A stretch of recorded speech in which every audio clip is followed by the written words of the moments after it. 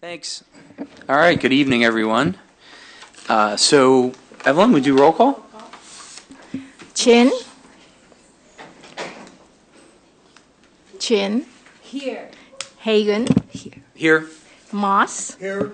Murphy. Here. Wilson. Here. Okay, great. Thanks. So before we get started, we have oral communications, and we do have a visitor today, a speaker from the city of Palo Alto, familiar face. So David Carnahan. David, thank you.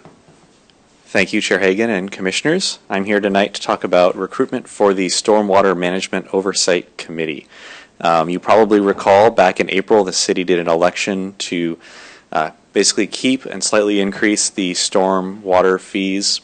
Those fees go to support our storm drainage system and make sure that when it rains a lot, the water goes somewhere other than into your home. This new fee, part of it going up a little bit, is to recapture more of that water as opposed to just sending it to the bay. So the part of that measure helped create a stormwater management oversight committee.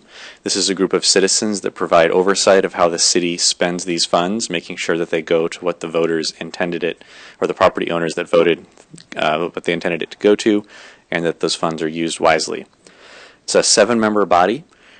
On this first round, we're going to have 7 people appointed. 4 of them are going to have full terms that run through May of 2021, and then 3 of them will have a shorter 2-year term through 2019. So if it's someone you know that might not be ready for a 4-year commitment, but is willing to get their teeth, get their feet wet with 2 years, and then we'll get them hooked on for 4 more years after that. That would be fantastic. Applications are available on the city clerk's webpage, www.cityofpaloalto.org/clerk, and the application deadline is August 1st at 4:30 p.m. If you have any questions, you can call the clerk's office 650-329-2571, and I'm going to pass out a flyer to each of you, and you are encouraged to reach out to at least 2 community members and ask them to consider applying. Thank you. Okay, thanks, David. So everybody should have received the agenda. Thanks, Evelyn. Are there any changes or deletions or requests? No? Okay, great. So we'll go and get started. The first item of business is the approval of the draft minutes from the meeting on April 27th. So item number 1 in the packet. I know you guys weren't there, but if you have any comments, let us know. Bob, Sheena, anything? No? Okay, great. So we will need a motion to approve the minutes. I move to approve. Okay. Anyone want a second? I'll second. Bob seconds. And just a comment on them. You may recall early this year I said that I thought the minutes should be a little more extensive and give a little better idea of what was being discussed. And these minutes do exactly that. The staff report is given in a lot more detail than it hasn't been in the past, and that was I thought that was very helpful because we get a lot of good information from the staff, and having it recorded makes it accessible to others in the future and shows just how well the staff works. So I thought that was a good way to do. Great, thank you. Great comment, and thanks to staff for their work on the minutes. Any other comments or questions? Okay, we want to vote. All in favor, say aye. Aye. Aye. Any opposed? No abstentions? Okay, great. Second item of business, we want to welcome our new commissioners.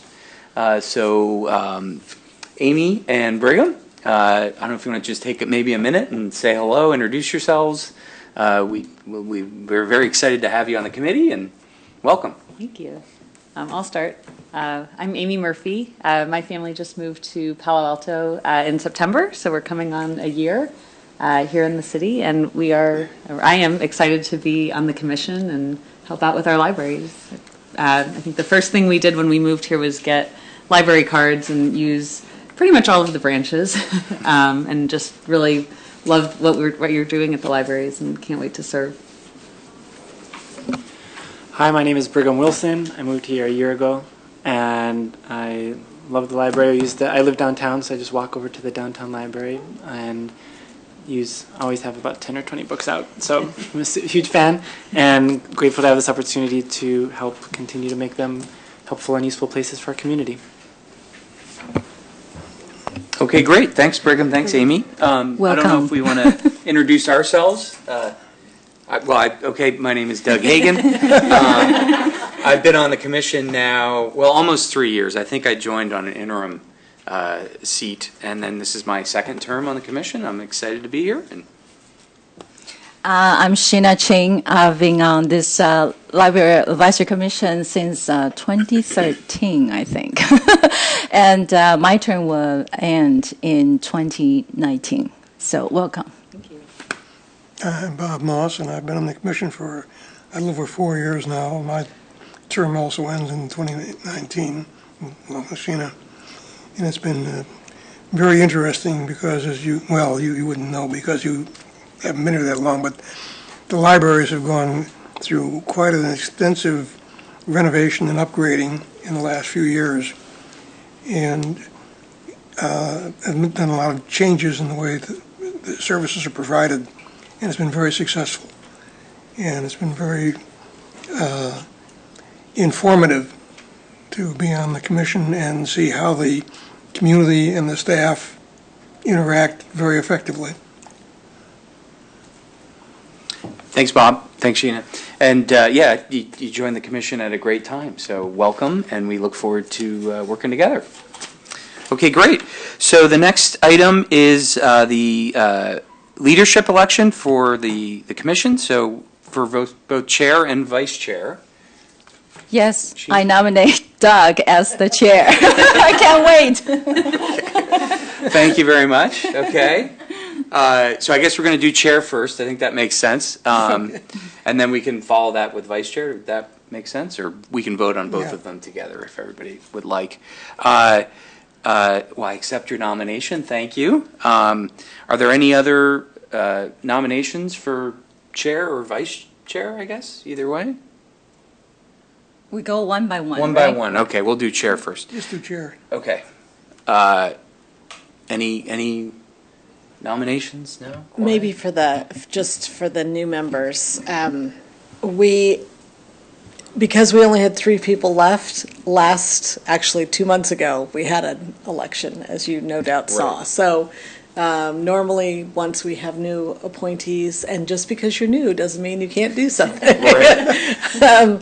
But just to clarify for folks at home who may be watching that that we are going through this because it's part of the bylaws, so we wanted to make sure we took care of that appropriately. Right. And in the packet is the bylaws. It's a 1-year term. And I'm just trying to think what else. Yeah, so both our chair and our vice chair rolled off the committee in the spring at different times, at different meetings. So yeah, that's why and do we normally do both at the same time? I guess we do. Yes. Yeah, we do. Okay. Okay, so I guess for the chair position, any comments, questions, or nominations? Yeah. Let's vote. Okay. Sheena Sheena Pasture is ready to vote. So that the new members will understand that Yeah. all of the commissions interact with the city council. They have meetings with the chair and vice chair at least annually. And so whoever's elected chair and vice chair does get a chance to talk to the council kind of off on the side, and has an opportunity to present what the commissions are concerned about, are interested in, what their priorities are, if they see any issues, and also get feedback from the council, is the commission operating the way we want it to do, and all that. So there is, being an officer, chair or vice chair, gives a little extra opportunity, but also a little extra work to, let's say, inform the city council and to bring the information back to the commission and say, well, I talked to the council member so-and-so, and they had an issue about whatever, or they thought the libraries are doing wonderful, whatever. But you do get the interaction, which is useful. And Yeah, I think from that matter, during that term, probably working a little closer with Evelyn and Monique, preparing the agenda and whatever else might come up. And in terms of the council, we all attend that meeting, we all present, we all prepare the slides together. And then throughout the year, we each adopt, or maybe they adopt us, council buddies.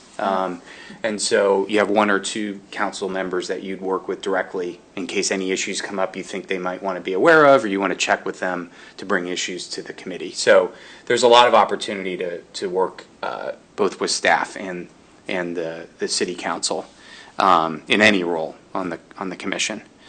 Okay, great. Thanks, Bob. So any other comments or questions or thoughts? I guess we'd need a motion.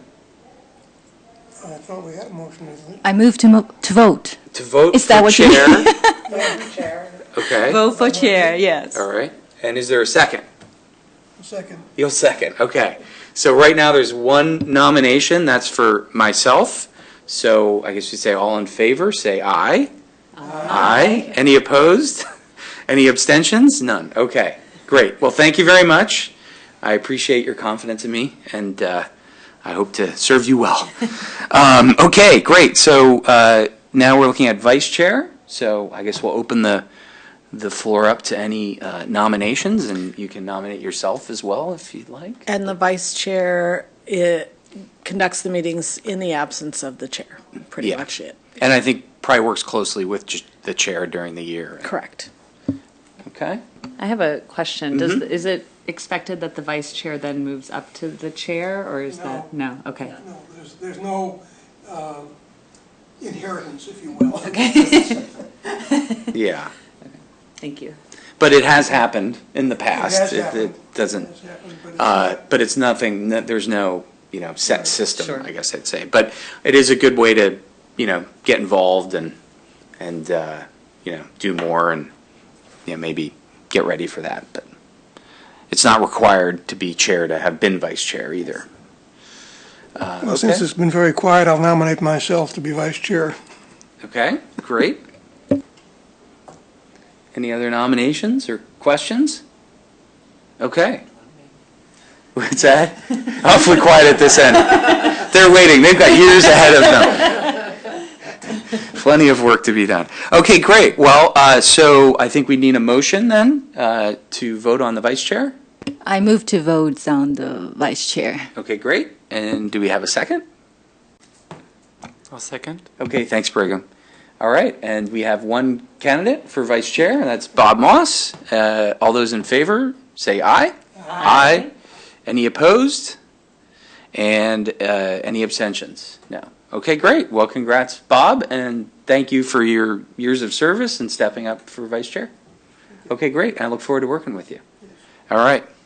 Okay, thanks, everyone. That's a lot on your first meeting, I know. Actually, your first action item, except for the minutes, I think. That's okay. Great. Well, that's wonderful. All right, we'll move forward. So, our fourth item of business is a presentation on analytics on demand, and we have a guest here that Monique's going to introduce us to and tell us a bit about. Great. I want to give you, especially those who are new, a little frame of why is Amanda here. And Amanda Winchell works for Gale, a Cengage company. They are a vendor that we work with. Analytics on Demand is, as you'll see, a tool for library staff to better understand who our users are and who our non-users are. This product is paid for by the Pacific Library Partnership, which is a member organization for the full Bay Area to be able to, we're members, we collaborate on projects, we share some resources. Very long time ago, they used to do second level reference, answer questions that we couldn't. I'm dating myself because this was before the internet, and just do a variety of things. So we belong to this consortium. For the last 15 months, we've had Analytics on Demand available. Carol Frost, who is the executive director of PLP, came and made a presentation to the commission about what PLP is and does, and she mentioned AOD, and you all said, we hadn't heard about that. What is that? So we said, okay, we'll get the expert here. It was great because Amanda worked with myself and staff today as well, doing a little training and re-education on how to log on and run a program, run a report. So, and yesterday the PLP Executive Committee, which I serve on, approved budget for another 18 months of AOD. We do have other tools that we use that are similar but different to AOD, so we're running them side by side to see which is best for us. So I'll turn it over to Amanda. Speaker. So thanks for that introduction, and thanks for having me and providing a half an hour of your time to listen to this presentation. Just to give you a little bit of a personal story that's in conjunction with this product. I started with the company about 5 years ago, and I grew up in a small town and didn't really engage with my public library as a kid. And so when I interviewed with the company, I was like, oh, you guys really do some interesting things. And loved the company, loved the librarians that I had interviewed with, and so on and so forth, and thought, this feels like a good fit to me. And then once I started learning about the business and learning more about what libraries do, I'm like, I'm certainly not the only one out there that is missing the whole big picture of really what libraries offer. And it's an equity of access for everybody, right? Regardless of income, regardless of where you're from, and everybody's accepted. And so when this product came out to really help libraries communicate to the public out there what it is that they have to offer, that was something that resonated with me, because I think there are a lot of people that know that the library is a good thing, but don't necessarily know exactly all of the tools and functions that they really have at their disposal. And so the idea for this is to get the word out there. That's really what we want to do with Analytics on Demand, is help libraries get the word out there and bring more people to the library and show them what it's all about. So just wanted to give you that personal story. And also the renovations, by the way, at your branches are absolutely beautiful. So kudos there. So for starters, what's really the purpose of this? So historically speaking, libraries have done a few different things in regards to really trying to get an understanding of the data that's out there that they can use. Traditionally, they have looked at census data, right, of their community, their surrounding community. Also, any type of external data as well, so maybe reports from school systems, anything like that. Community surveys are also really pretty popular, which are beneficial because then you can really talk to patrons or non-patrons individually and get an idea of what they want and what they don't want. The problem with that is that you've just got a small sample, right? You can't interview everybody out there, but still important nonetheless. And then there are internal reports from the library as well. So statistics, for example, from databases or usage or patrons coming in and leaving and so on and so forth. So all of this is important information that libraries collect. Generally, there is this gray area that you see up there that has been missing over the years. And this is the piece that we see Analytics on Demand filling. Because really what it does is it helps you to understand the demographics of your patrons and also of your non-patrons. And it's not just the demographics and their activity of what they're doing in the library, but it's who they are outside the library. And that's really what we need to know, because if we don't know what people are doing outside the library, how are we going to attract more people in? And so that's really a big piece of Analytics on Demand. And one of the ways in which we do this, or what we utilize, is called the Experian Mosaic Segmentation System. Now, many people know Experian as the credit reporting agency, but in all reality, that's just a very small part of what Experian does. The biggest way in which they actually make their money is through their segmentation system. And so they actually buy data. They buy data from mortgage companies, from banks, from retailers, etc. And they take all of this data and they plug it into their algorithms that they've developed. And with these algorithms, they basically divvied up the American households into one of 71 different categories that are out there. 71, right. Very, kind of a random number, right? 71 different categories. And what they do is they take several data points into consideration. So these are some of the main data points in which are taken into consideration when they divvy them up or decide how they're going to be segmented. But there are other data points that are considered as well. And so what happens is when you have an idea of who these people are, again, we know how to market to them. We know the types of services, for example, that are going to be attractive to them. So when we have this sort of data at our fingertips, these are the types of questions that pop up that we can ask ourselves that maybe never came up before because we didn't have any data behind it that would cause these questions to come up. So things like, who are these households? Who are these people in my community? How do they travel? How do they spend their time? Are they green? Are they frugal? Are they interested in organic foods? What are their political affiliations? Do they donate? How are they using the library? What type of checkouts, for example? What quantity of checkouts are there? Is there a certain group of the population that tend to check out more items than other groups of the population? Can we find common denominators there? And if we can, then we can serve them, whether it be, helping them to become more active in the library or just getting them in the library. Also, things as far as branch activity information as well. Why are certain groups of the population going to one branch and maybe avoiding the branch that's closest to them? We didn't necessarily have answers or data actually to really begin asking those kinds of questions before. But now we have this kind of data at our fingertips to be able to do that. Now, each of these 71 different groups, they call them kind of, interesting names. And so some might be Kids in Cabernet, some might be, American Royalty, some might be Bohemian Groove, some might be Aging of Aquarius, whatever it might be. But there are these catchy, clever little segment names. And so for each segment, what Mosaic allows us to do is to really give us a snapshot of who these people are.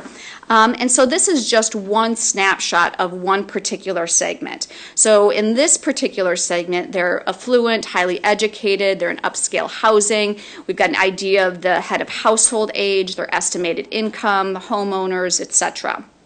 And then each of those icons that you see on the left-hand side, those menu items, that allows us to really drill down, for example. So we can drill down into subject areas such as how they live their lives, those questions that I was asking before. Do they donate? Are they green? Are they frugal? These kinds of things. How many kids do they have? This sort of information.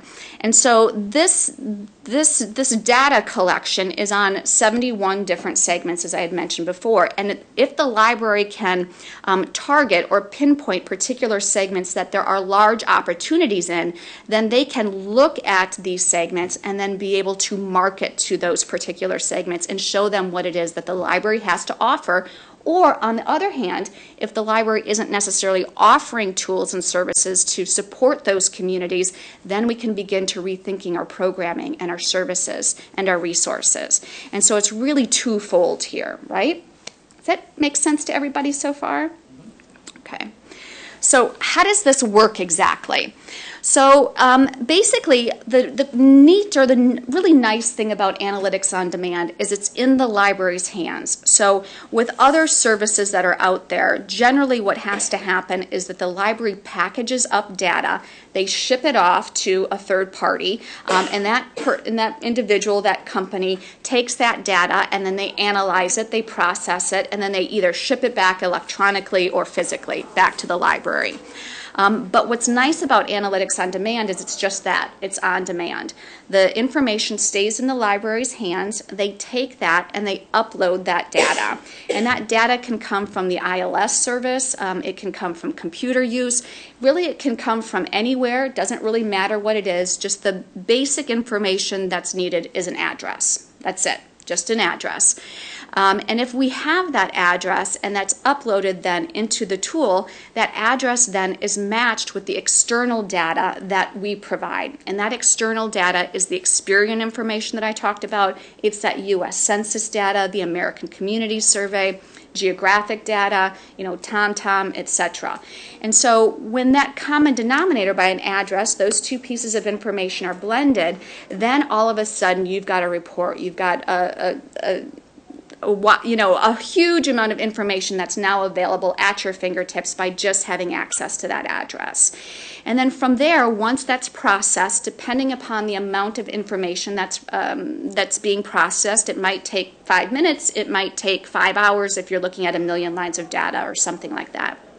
But either way, what happens is it processes in the Amazon Web Services cloud, and then out comes a report. Now, traditionally speaking, in the past, this is a static PDF report that the library will analyze. But now, in the day and age that a lot of individuals or companies are working with, what we call dashboards now, interactive dashboards where that data can be manipulated on the fly. So that's exactly how analytics on demand works. Okay, makes sense so far? Splendid. So you're saying that only one address can tell you a lot of things. Yes. But this address would probably would have this household probably has more than one people, maybe 3 or 4 people. Yep. Then you would know. I mean, the data would tell you each one's preference. Or no, it's just going to combine the household as a whole. So, for example, there might be a car payment that's, or a mortgage, for example, credit card transactions, these kinds of things. And so they're going to aggregate that data as one household. But based on these mortgages, no matter it's car or it's a housing mortgages, how can we find out their preference? So that's where Experian comes in, actually. That's where these algorithms come in. And so this is actually how they make their money, is by doing that data customization and then plugging in the data to the algorithms and then creating this mosaic system. So that's not something that our company does personally. That's what Experian does. And they have a proprietary system in which they do that. And companies such as Walmart, Target, Verizon, a lot of the large corporations actually use their mosaic system in order to assist with strategic planning and assist with marketing plans and so on and so forth. Does mosaic also does internet preference? They also does internet search, like nowadays when we click on something online, if we want to buy something online, then they will have data. They're getting into that. We don't have we don't have enough data yet to integrate that into the tool yet. That's probably coming down the line, but it's not available yet. But yeah, it's a good question. Can I ask a question? Sorry about that, because it's related. I don't know, because our library has lots of information about our users. Is that legal to provide those preference? For instance, one consumer or one patron, they are kind of like to loan some certain type of books. So will we provide those data to the company to do the research? What we provide is the user information, but not the specific card number. Again, it's based on the address. So we don't provide history because we do know the history of the certain patron. Will we provide the history, like the? We don't. Yeah, we don't, and we don't keep the history. We don't. No. But according to the new system, that the patron can keep the history. Patron, that's an opt-in, and that's on their side, requiring it's not on our server. It's not on the library. We have a cloud server, so it's not on ours. It's kept behind a password, and we don't see that. The only time we keep a record of what a person has checked out is if they've there's been a financial transaction. They lost the item and had to pay for it. There was an overdue fine and they had to pay for it. And that information disappears after a certain amount of time. So the only information that we provide to the company is only the address and the information that we provide when we apply for a library card. Right, because we're the ones holding that information in our ILS, so on the left-hand side. So the company never actually gets it because we use their software when we tell them, okay, run a report. And then I think Amanda will let you know that they only keep it for a limited amount of time. That report that we've generated, it doesn't stay there, it doesn't live in the cloud forever. Okay. And we wouldn't want it to because it wouldn't be the most updated information anyway, the most current information. Okay, thank you. Yep, so when that's, sorry, go ahead, Bob. One of the things that struck me is you're getting an awful lot of data, an awful lot of subcategories of users. We're not, users. but the library Well, is library is getting, processing yeah, it. you're getting that data. Okay, so let's say that there's a particular category, and I don't know what it is, let's say it's out of the 71, it's Mr. 45. Okay. Okay? Who almost never uses the library. Yep. Okay? And they'll have various characteristics. So you look at that, and I can see a lot of things you could do. Let's say that one of the characteristics that they don't participate in is something you think you can get them interested in. Okay. Like telling them that there's an event that they can come to. They don't think of the library as an event location, Yep. but tell them there's events. And from the information you have, you think you might have a couple of types of events that they'd be really interested in. Yep, So okay. you tell them. And the algorithm says, well, this should have an effect, but they ignore it. Yep. So what do you do? Well, this is the difference between what most companies did in the past, which is called mass marketing, versus what we want to do now, which is target marketing. So are we going to get 100% of response from target marketing? Absolutely not. No, absolutely not. But are we going to get a lot better response than if we just, threw mud on the wall and hope that something sticks? Yes, yeah, we're going to get a lot better response. So it's just a difference between mass marketing, which we did in the past, versus targeted marketing now. So in other words, like say, for example, I have children. I'm going to be much more apt to look at an email that talks about kids events, right? And so somebody else, let's say they got that exact same email, but they don't have kids, they're not even going to look at it. Even though there might be something else on there, perhaps that subject said, kids event. So you're going to send a separate email, for example, to that individual than you're going to send to me, because what's going to make me open that email? That's what's different. Yeah. Okay. And I think one of the things, too, that going off of what Monique was saying as well, is that once that is done processing in the cloud, the only time it's in the cloud is when it's processing. That's it. And then it doesn't stay there. It doesn't do anything. Then the report is in the library's hands. So then it's up to them. They can keep it within their login account. No matter what, it's automatically going to be deleted after 30 days, no matter what. But if they want to delete it immediately, they have that option to do that. I usually recommend that individuals just save it on their own computers if they want to access that information later, because otherwise you forget about it and then it's gone. So, moving on.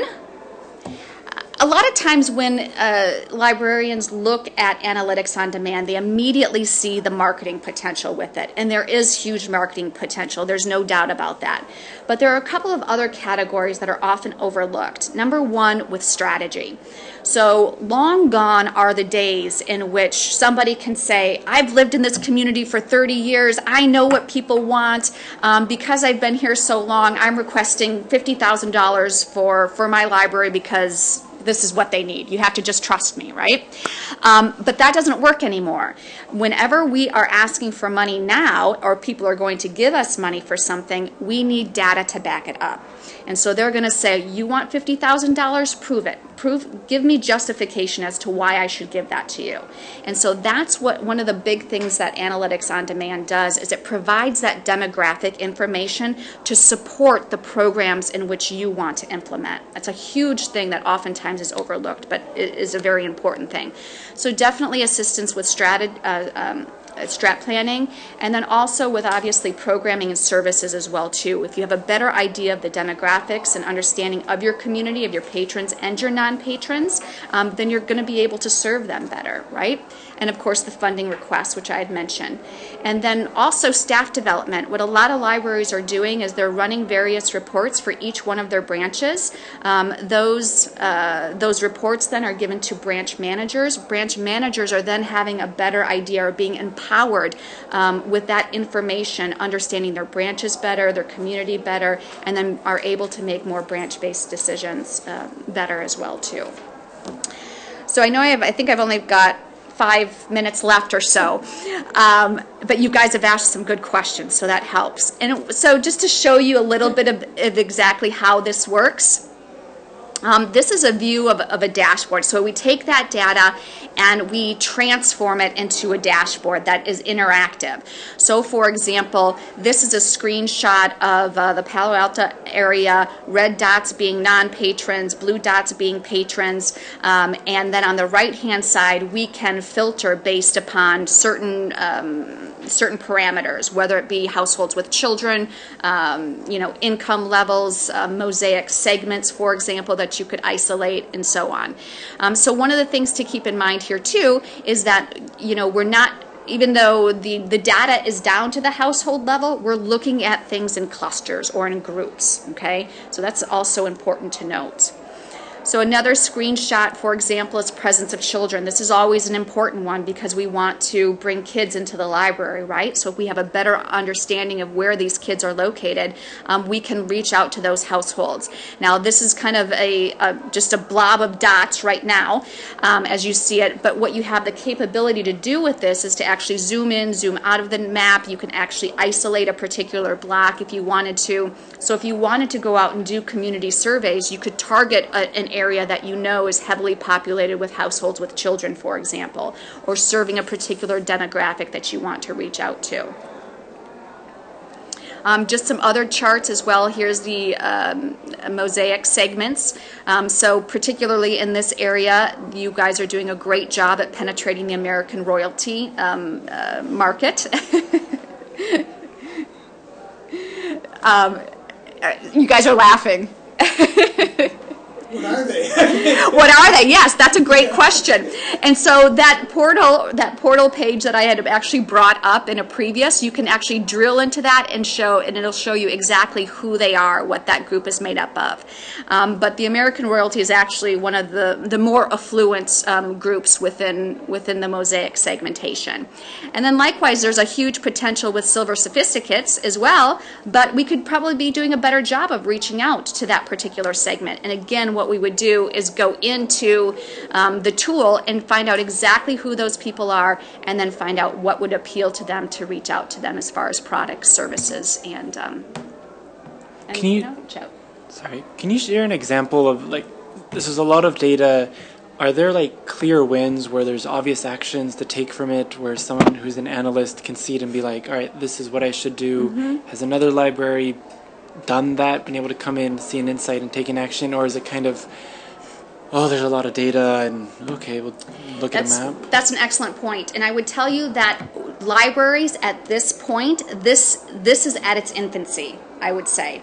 So libraries just looking into data and making data-driven decisions, we are just starting this. Now, a lot of other companies and corporations have been doing this and using dashboards and data and hiring analysts and that kind of thing for several years. But obviously, with the transition that libraries are going through and really redefining themselves, who are we going to be? What do we want what do we want our mission to be? They're using this data to help to define that. So yes, there are definitely a lot of libraries out there right now that are looking at this data and saying, what do I do with it? And then, go ahead. Yeah, that's a great question, because I'm the same way. I don't want just data for data's sake.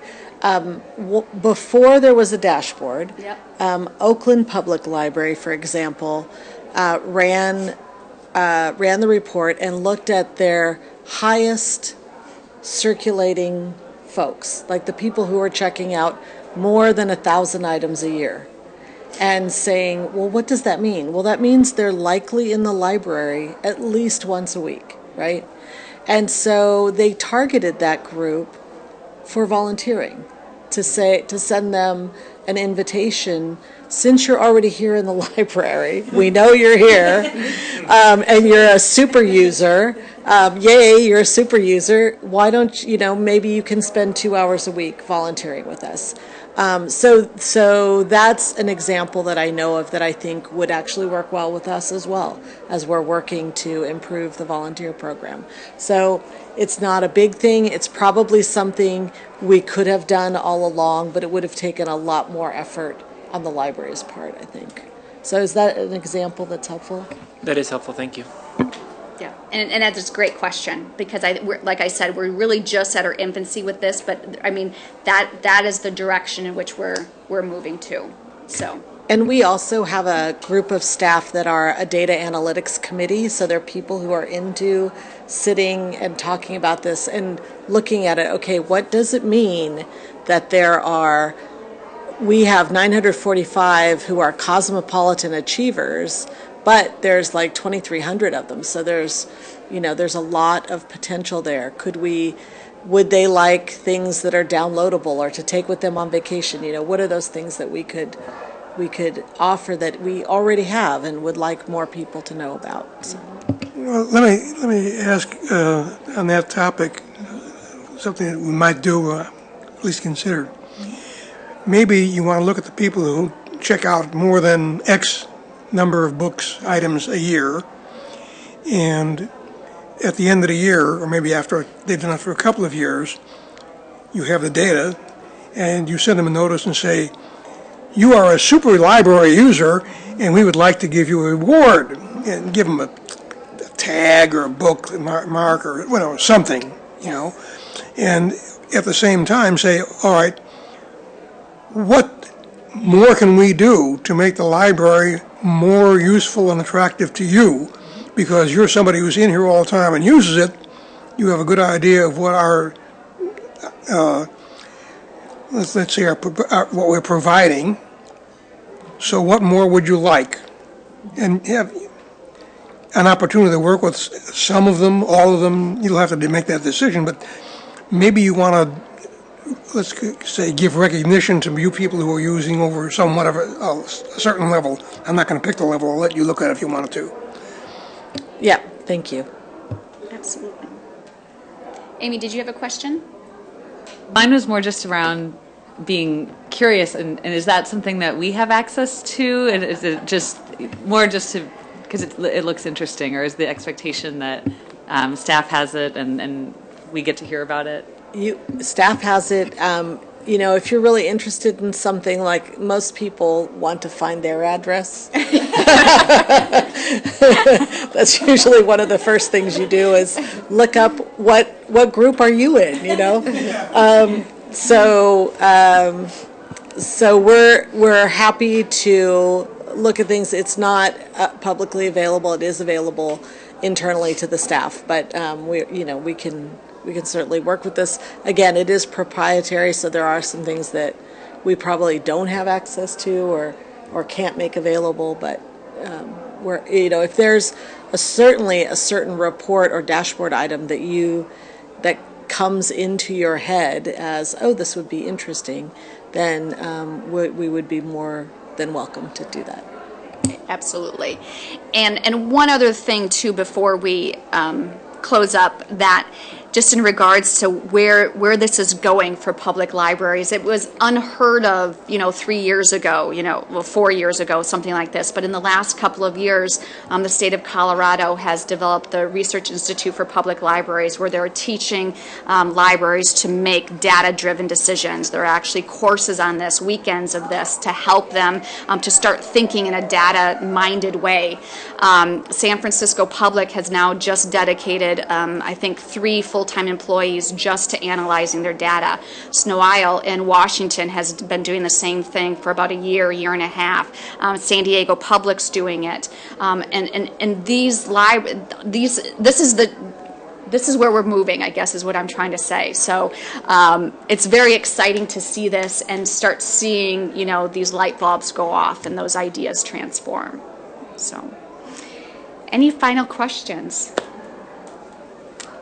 Or questions of me and what it means for us. As many of you know, we have used Orange Boy to analyze who our users are. This is a little bit different. What we're looking at is we have the advantage of also seeing information about non-users, which was always sort of an issue for me.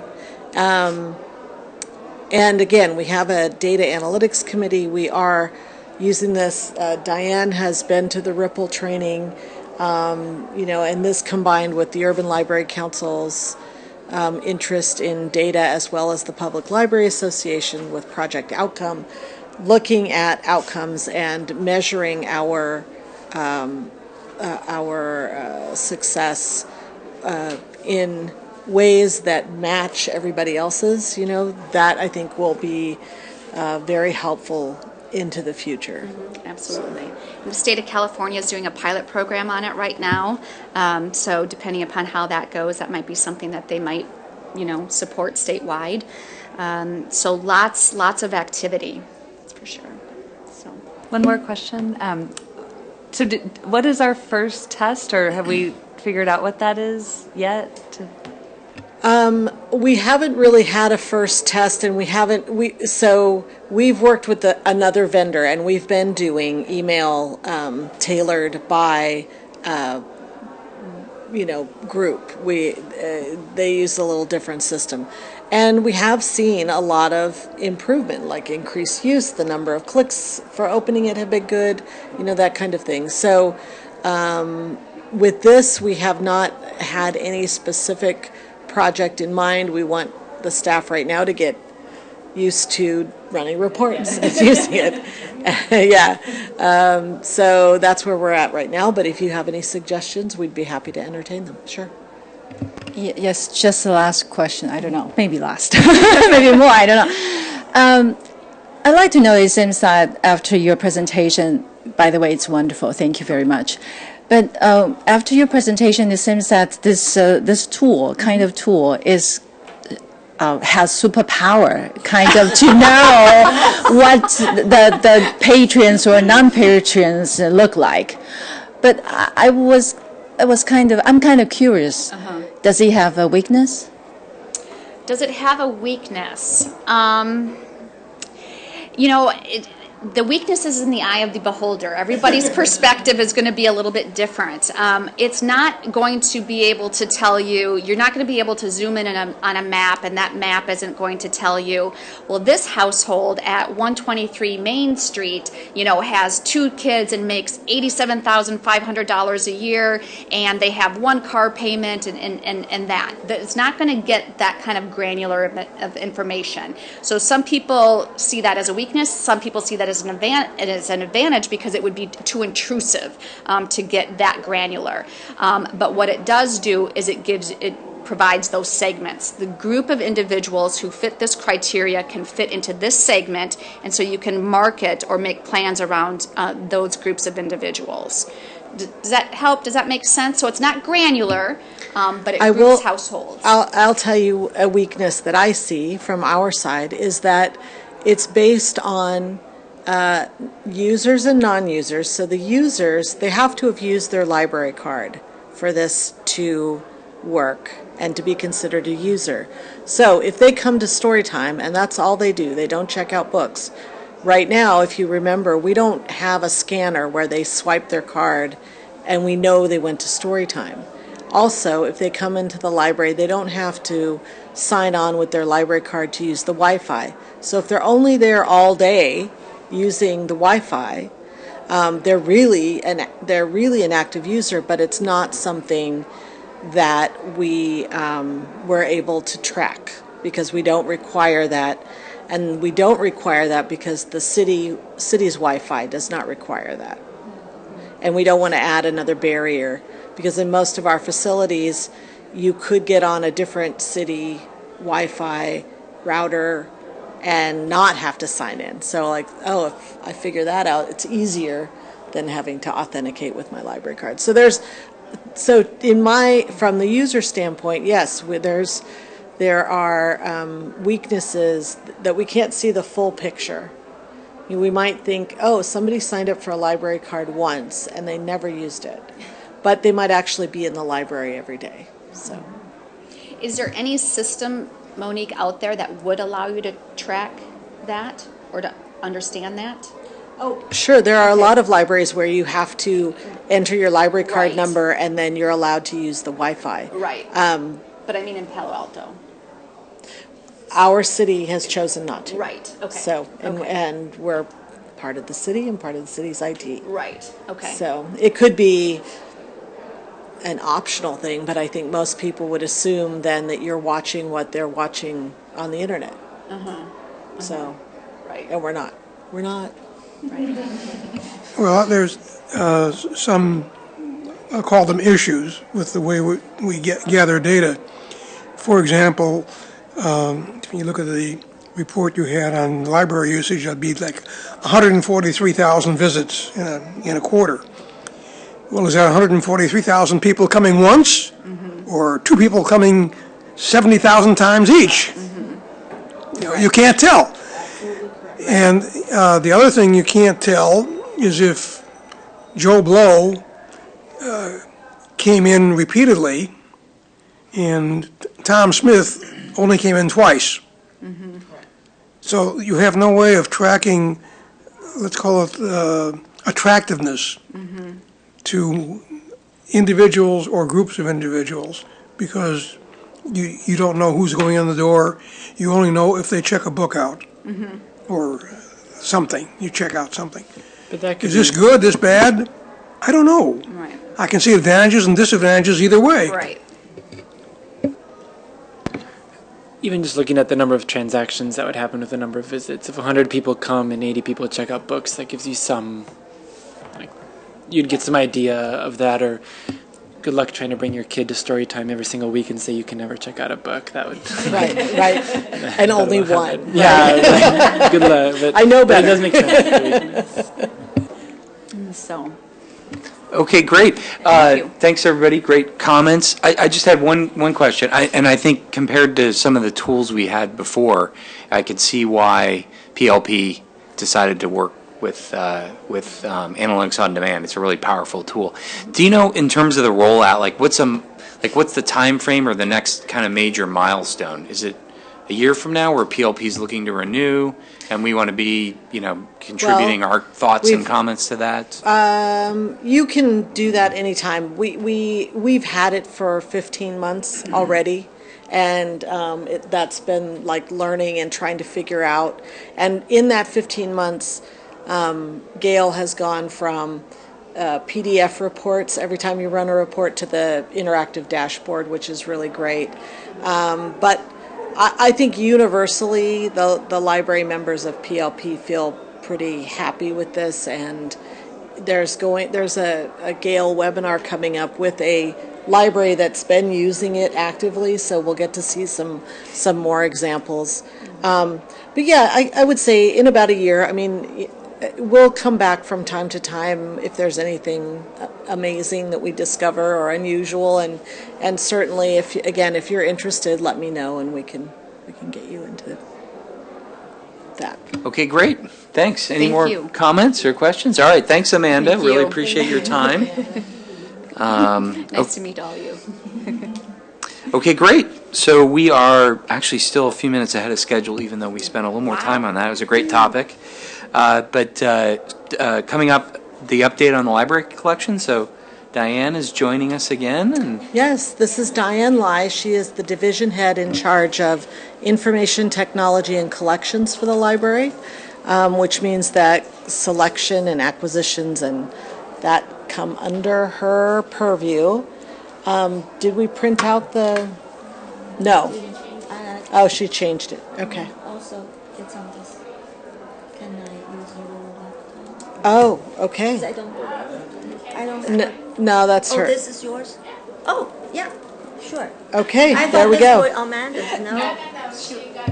Oh yeah, She let me sure. borrow it too. Okay, then I'll just use mine. All right, thank you. Bye-bye, take care. So there will not be anything written for you to follow along with, but you will receive the printed out copy of the PowerPoint as part of the draft minutes at the next meeting. So Diane was out for a week, and so she just finished the presentation. Yes. The most current information. Yes. Okay. Yes. Except I can't. For some reason, it won't go. It's not going in there. Try another drive. No, it's not reading my drive. Okay. Yeah. There.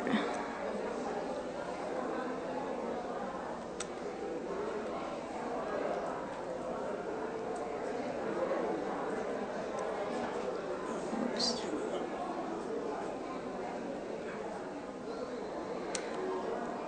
Okay, so here I am again. Yeah.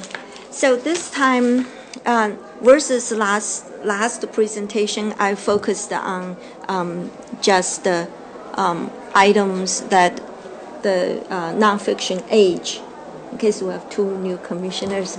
Yeah, so last presentation is about our age, the collection age.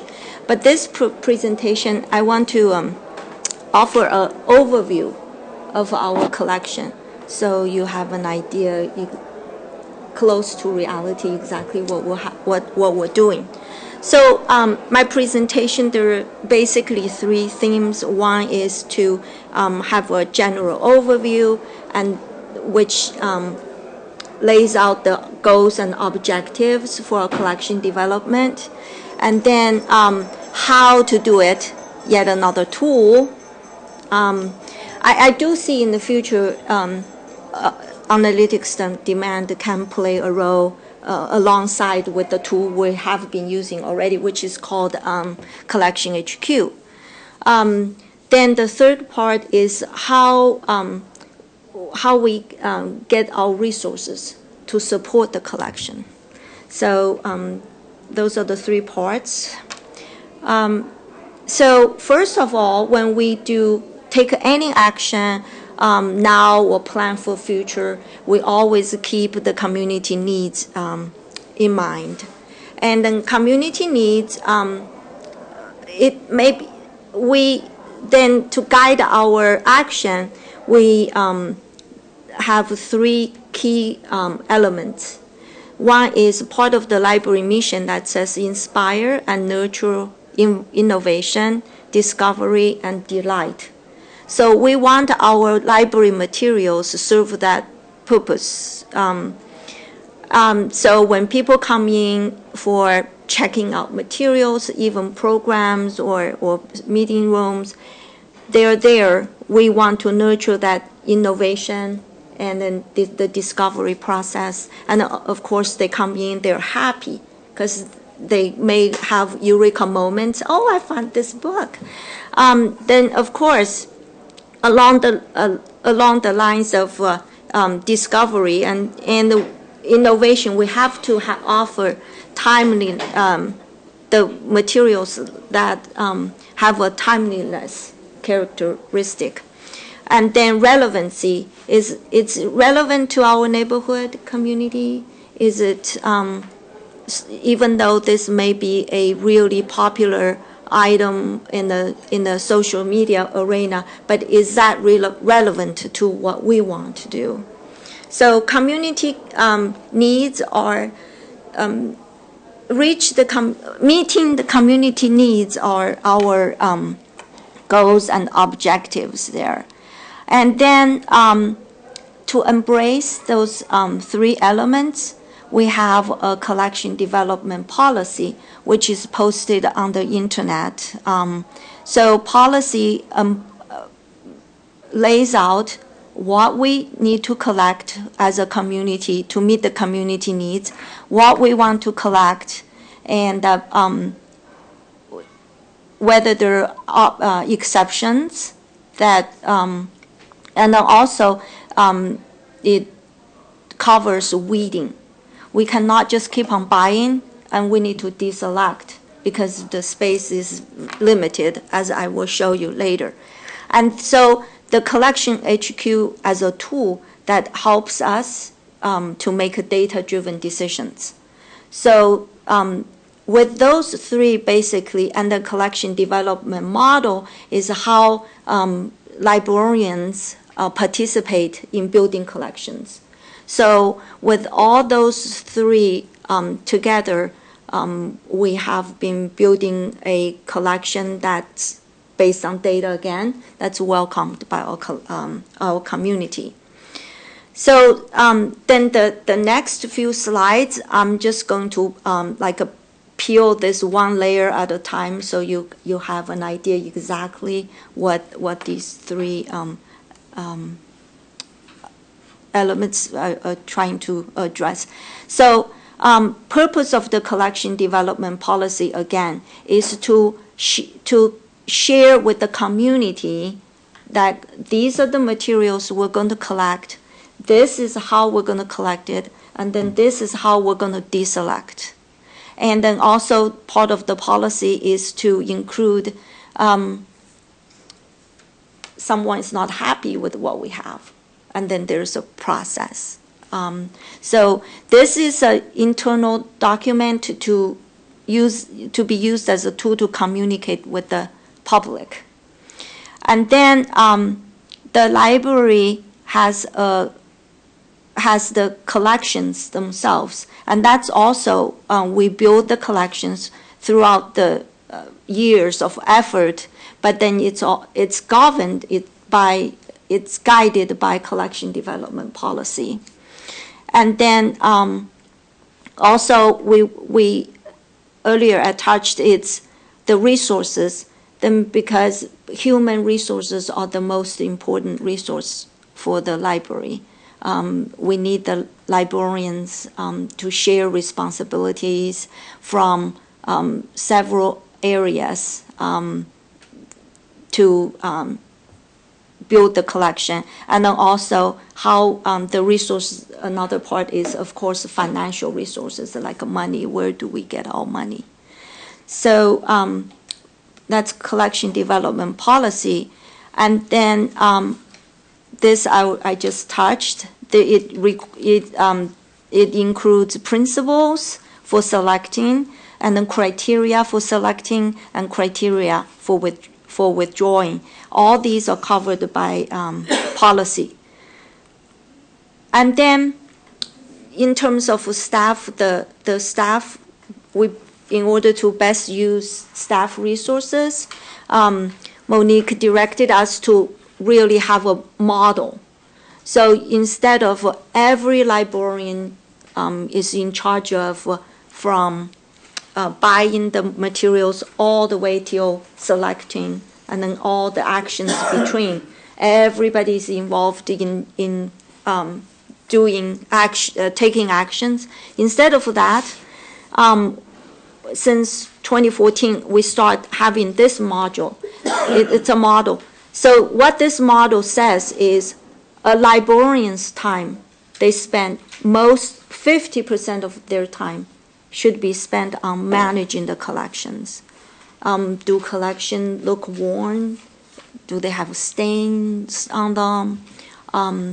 Will they just, people can tell if they look worn, then should we buy another copy? Or this subject or this fiction is just sees its existence by not having interest anymore. People are not interested. So all those are part of the collections. And then at the same time, we want the librarians to promote. Say, oh, have you seen this new book? Or have you seen this new DVD? We have it. Or a customer asks, well, do you have this one? Well, let me check. And then Sierra says, we have 2 copies. There are 50 people waiting. We can inform the customer that. Then at the same time, we can say, well, while you're waiting, there are some other materials just as interest. You may want to take a look. So that's the promotion part. That's also a role the librarian should play. And then evaluate is how well they do. Have they gone out 120 times? Or how well they do at a different library. So we can compare. So, and then selection, as you can see, it's only 10%.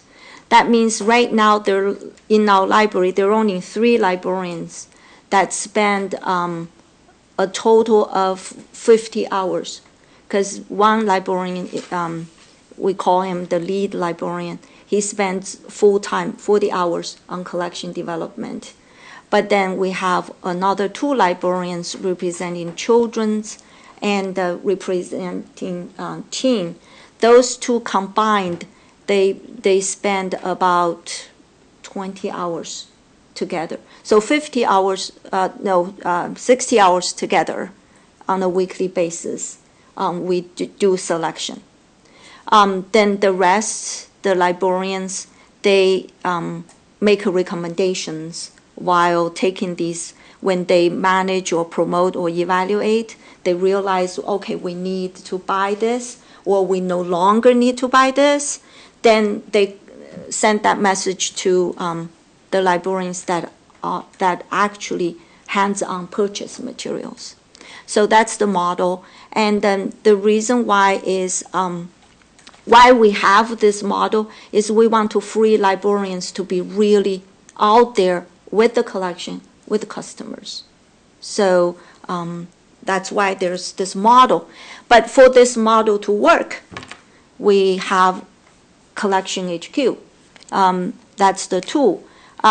It's evidence-based stock management tools because we have data for them to very similar to what Amanda was saying. Like you have a bunch of data, and then this tool churns the data, mines it, and then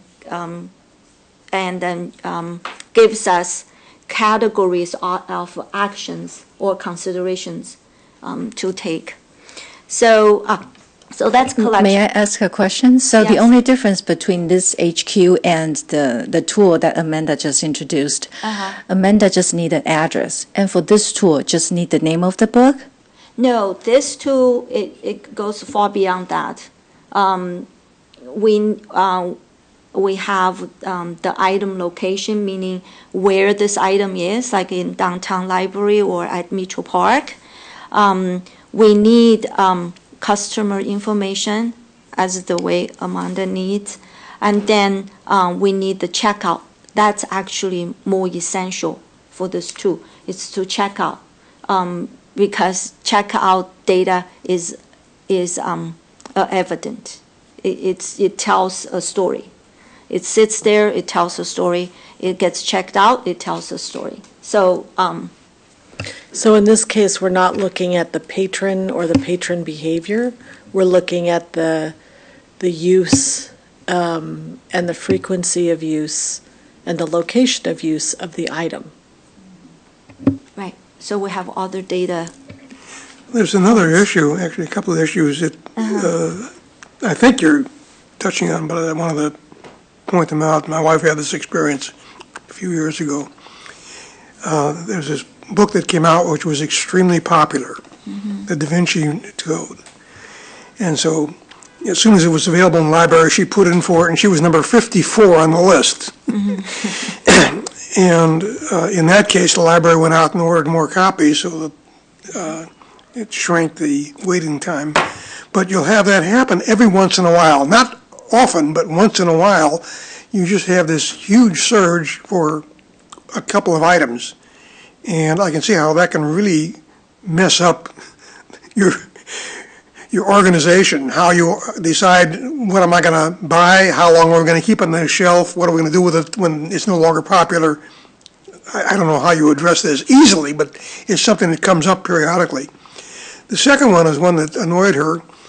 She had this one particular author she liked very much, and the author came out with a new series of 7 books altogether.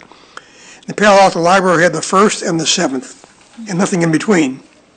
So we spent a lot of time in Mountain View getting the other books.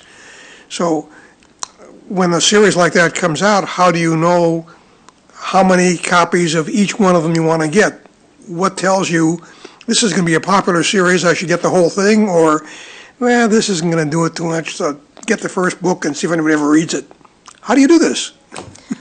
Well, specifically to both of your comments, so how do we know? Well, a couple of things might have happened. We have the first the first title in that series, and then the fifth. So 2, 3, 4 are missing. It could be those three, just the popularities have gone, and then we think if we free up space for other materials, and then customers can get that from from Link Plus, from other libraries like Link Plus, like Mountain View is part of Link Plus, right? Mountain View should be, yeah. So Link Plus is a way to get that. And also, it's not intentionally we just not to have 2, 3, 4. It's sometimes the first one want the popularity context. Then 3, 4, 5, just 2, 3, 4, 5, 2, 3, 4 people just not borrowing them anymore. And then all of a sudden, the fifth one came out 2 years later. And then, oh, that one is really popular. Then we sometimes we do go back, fill in what's missing, like 2, 3, 4. We would buy additional copies just to make up the whole series. So it's really just, it depends on the usage. Yeah. Yeah, it really depends on the usage. It happens sometimes the first one was popular, the rest of them just, we buy them and then they're not popular anymore and then they don't get checked out, and that happens. Yeah. So this is, so we provide data that has circulation usage for this one. And so the rest of maybe 4, 5, or 6 slides, I just want you to have a glimpse, like the kind of, this tool, the kind of information we extract and to use them to manage collections. So there is a function called use summary. Like, say, for example, this, you may not, can you see it clearly? So this is, we use Mitchell Park as an example, and it's a fiction usage. So you see there's a circle that says mystery. So that means the relative to the entire adult fiction, this mystery at Mitchell Park Library get used 22.21. That's like relevant to the rest of the fiction. And then so we should buy more because it's understocked. So then there's a higher demand, then we should buy more. And then that goes back to your first comment about 50 holds, right? Then we address that by buying leasing extra copies. Because we're very conscious of the space in the library.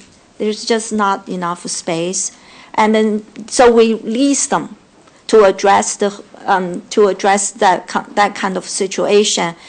Our criteria, like the next question, you say, well, how many are you going to buy? Are you buying 50 or are you buying 30? So actually what we buy is 1 to 3. So there's one holds, there are 3 holds, we buy one more copy. 6, we buy 2 more copies, so on and so forth. So that's how we address that need.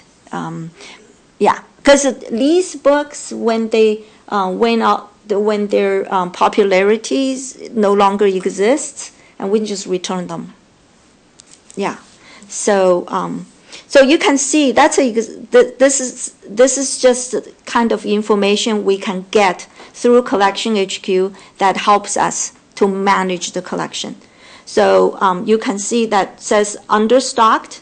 That means we can buy more because obviously mystery books are very popular at Mitchell Park. So, and then you see the red ones, science fiction, and it's overstocked. That just means there are not that many people borrowing the science fiction there at Mitchell Park. So this is one feature out of Collection HQ. And then there is another feature called check tool. So we generate this kind of lists, and our staff go to the shelves and then look for them. And usually they the titles that made to this list, usually they're missing. We don't have them anymore.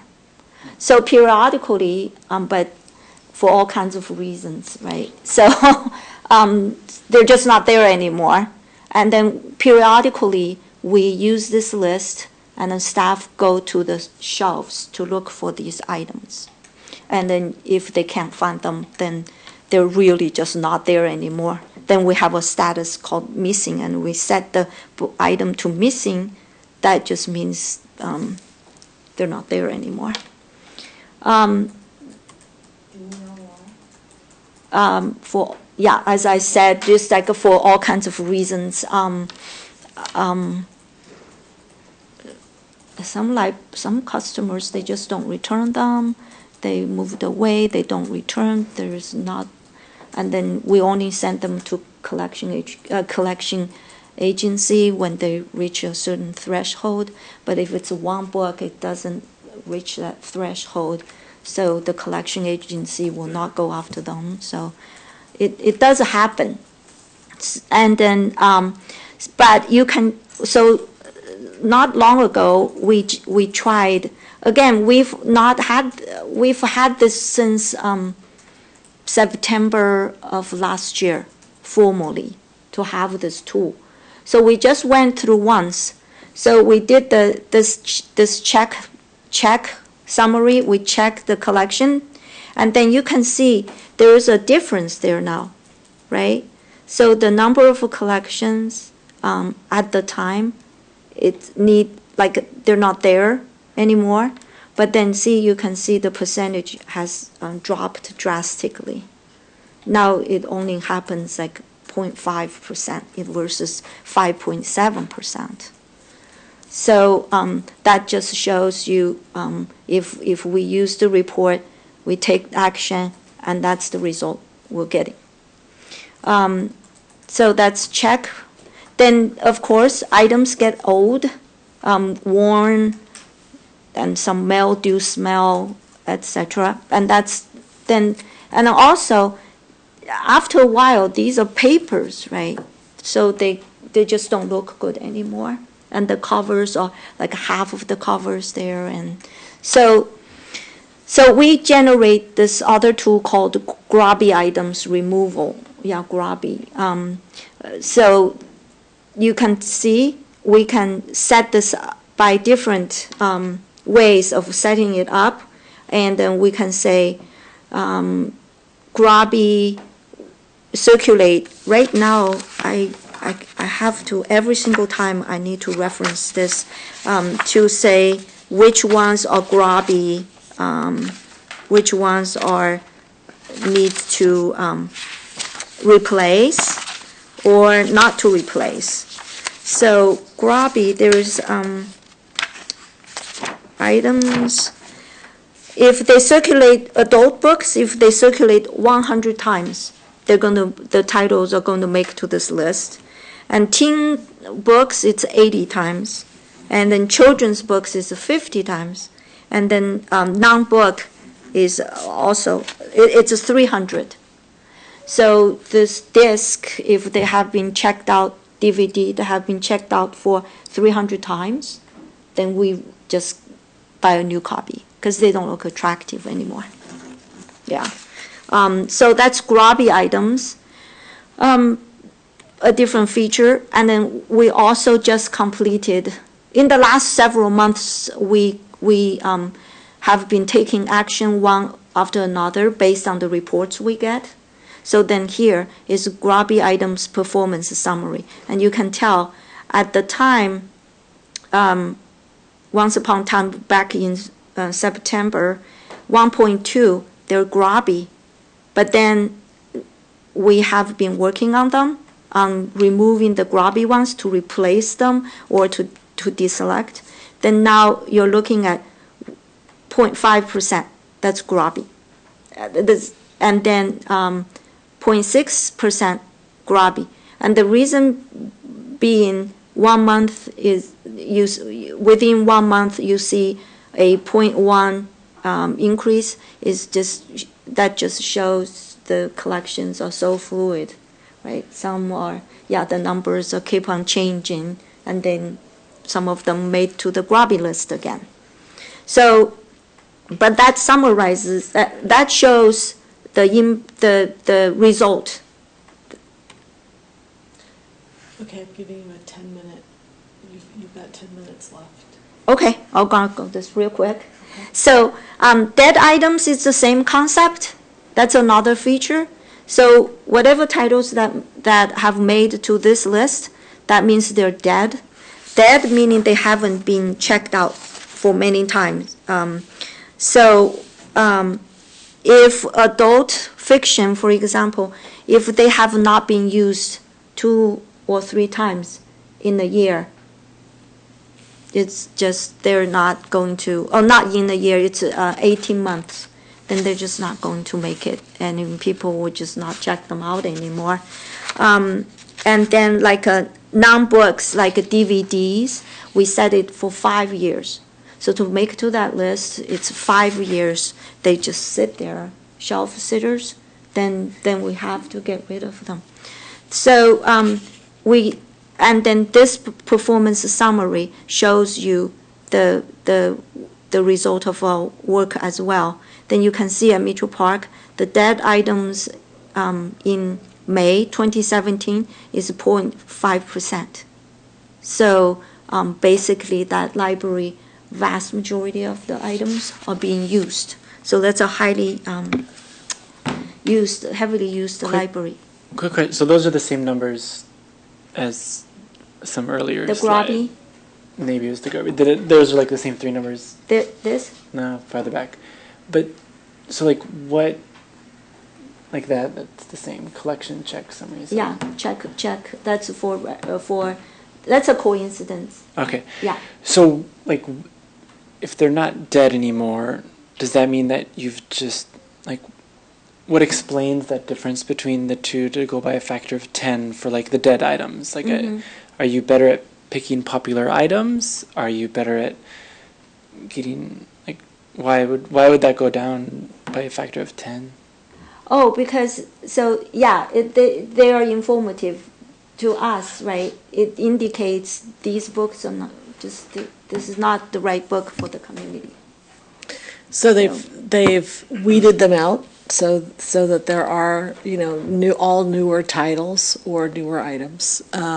That could explain it, that in that 3 years we did enough work on the collection, correct?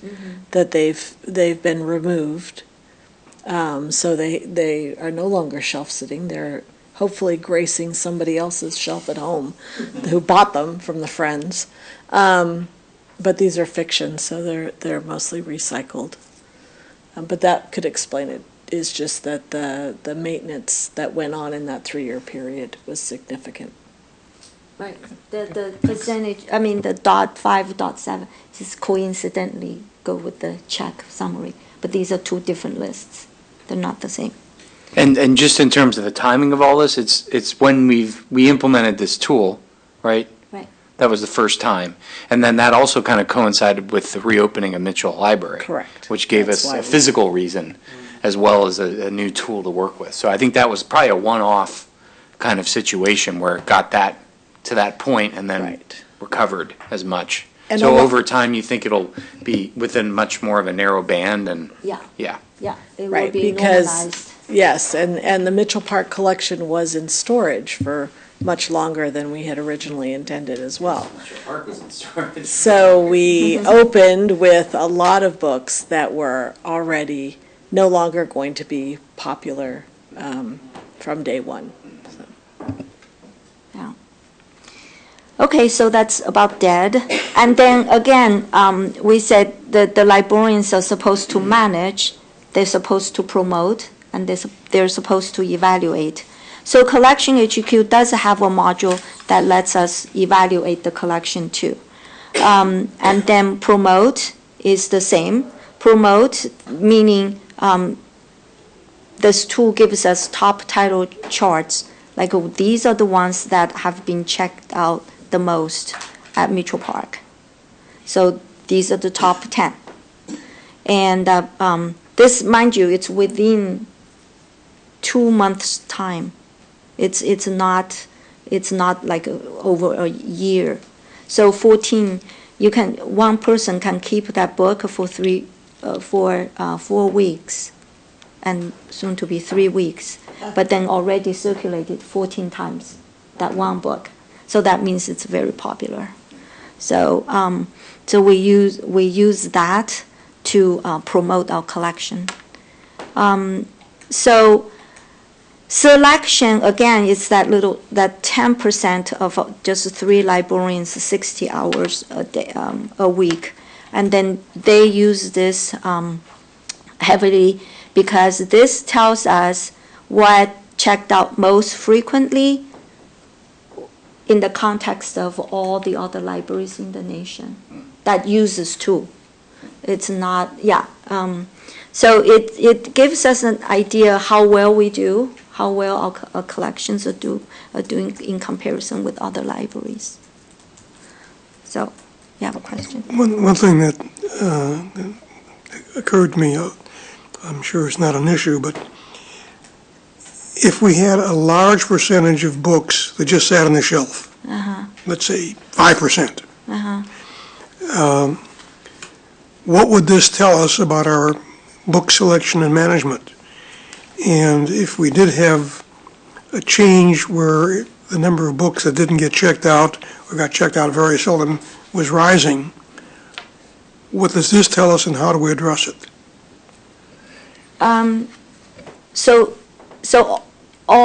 So the grubby, check summary, grubby, and dead, and then this the promotion tool, all those combined, so the selectors look at the information from all the librarians using those 4 things combined. So then they decide, okay, we should buy more of this, buy less of that, and by this subject coverage need to be the most recent publications. So they make all those decisions that way. So they're doing it on an ongoing basis. So every week, it's part of a librarian's routine, it should be, to get the grubby list, to get the dead list. So that's why when you see that change from month to month, it may mean that they didn't have time to get to it, or maybe when we originally purchased things, there was a lot of books. Now they're sitters just because time has elapsed. But it's part of their regular work. It shouldn't be something they do only once or twice a year. So that 0.5, that should stay 0.7, that should stay pretty constant now over time. And has it been? Yeah, I mean, Yeah. we have part of, different librarians, depending on their assignment, part of their performance evaluation and their work expectations are stated, having to do with collection management and doing displays and, So it's an ongoing, regularly evaluated process. Yes. Yeah. Yes, and this tool is what allows us to do that. Right. Yeah. So I had a couple questions. Well, in terms of discovery, or maybe you're going to answer it, is in discovery and promotion, readers who read this book also checked out, in terms of promoting more circulation? Is that something we're taking advantage of, or? Yes, to a certain degree, but we're pinning our hope to do that part very well when we come up with bibliocommons. With which one? It's a new discovery layer that we're going to be replacing Encore with bibliocommons towards the end of this year. And so there will be a greater opportunity for discovery and the read-alike kind of things. We have it now, it's just a little difficult to find, so. And is that only online, or do you get that when you check out, like with the receipt? No, it's not with the receipt, though Yeah. that's a really good idea. I don't know if it can print on the receipt. It gives you an excuse to get the receipt. The printers are limited to Yeah. our message at this point, Okay. but that's a good thing to ask the Something to vendor. think about. Okay.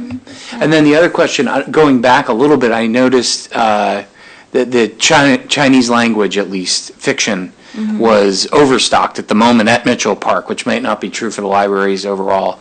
But the question is, in terms of foreign language, do you see any trends or needs, or where maybe that's a topic for another day. But just at a high level, has this tool given us any insights there? This tool does. Yeah. This tool does. But as a practice outside of this tool, we till this moment, we normally just buy materials when customer requests them.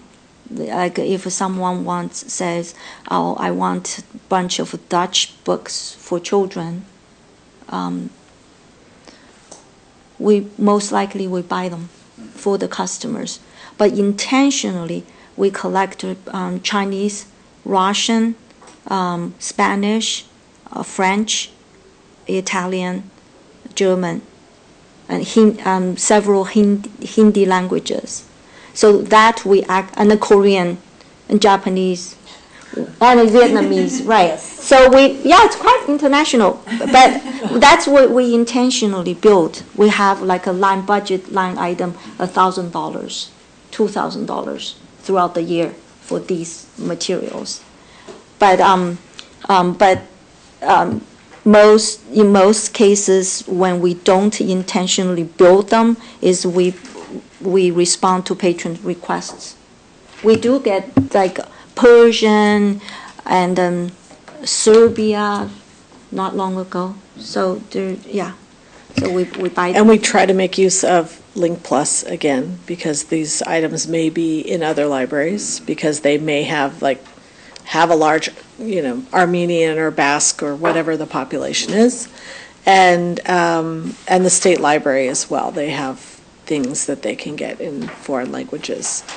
The other thing we're limited by, of course, is what's available and what's being published. It's not certainly the same robust selection, correct? Yeah. So then the discovery tool tells us what's popular, and then so we will buy more or we'll watch out for the similar titles. So the next two slides are just data, and very data heavy, and I will send this to Evelyn, so you can ask me questions if any part is not clear, I need to explain. Please just let me know. The two slides, they are basically telling us the data, and so for example, adult books, it's 141 is the size, that's the number of items, but then they get used, 13% of the items get used. And then, but to house the 141, when they are 13% are out, then we really just need the space for 122 there. So, so then the space we have right now is 128. So that tells us we have enough space for adult books. So, and we have very granular data breaking down within adult. There's fiction, nonfiction, and then large print. We have breakdown, but this is just a high-level presentation. That's why I would just give you a general picture. So you can see for some type of materials, we don't have space anymore, but some we do. So that's what this chart is about. And then, in terms of investment, at the very beginning I said resources is important in this effort, building collections. So then the resource allocation, the dollar amount, and then the collection size is what we have now, and then monthly usage. Now it's in terms of figures, not the percentage. So that's another chart. So because time constraint, I'll answer your questions later about these numbers if you have any questions. One thing I just want to point out, you can see the digital resources, even though the money allocation is pretty, lots of money there, but then collection size is big too. So, and then digital resources, meaning databases, e-books, and e-audio, and streaming, all that types of materials. And then so this slide I showed some of you before. This is about the general support we get from the community. So we spend city's general fund on materials, but at the same time, we do get support from friends of the library. They have been, on a continuing basis, they have been giving us grants to buy collections. And then, of course, Library Foundation, the $1 million they raised, that's, by now it's all used. It's used up. We don't have that money anymore, but the friends will continue giving us grants. So, so moving forward, there are several big tasks ahead of us. One is we need to revise the collection development policy to reflect the current practice. For example, we have Mitchell Park that's so big. This city has never seen a big library like this, right? So then the environment has changed for us. So we need to update the collection policy, and then also the digital resources really have been creating an impact on the resources we have. So how to balance that? And then international languages, which our current policy should give more room to address this topic. And then we'll have a collection development plan. And that's really, the plan will be based on what the collection HQ, the data, tells us. So I can present the plan when it's in place. And then important role of analytics, like what Amanda was saying, that's to mix the demographic information to find out user usage pattern. But we want to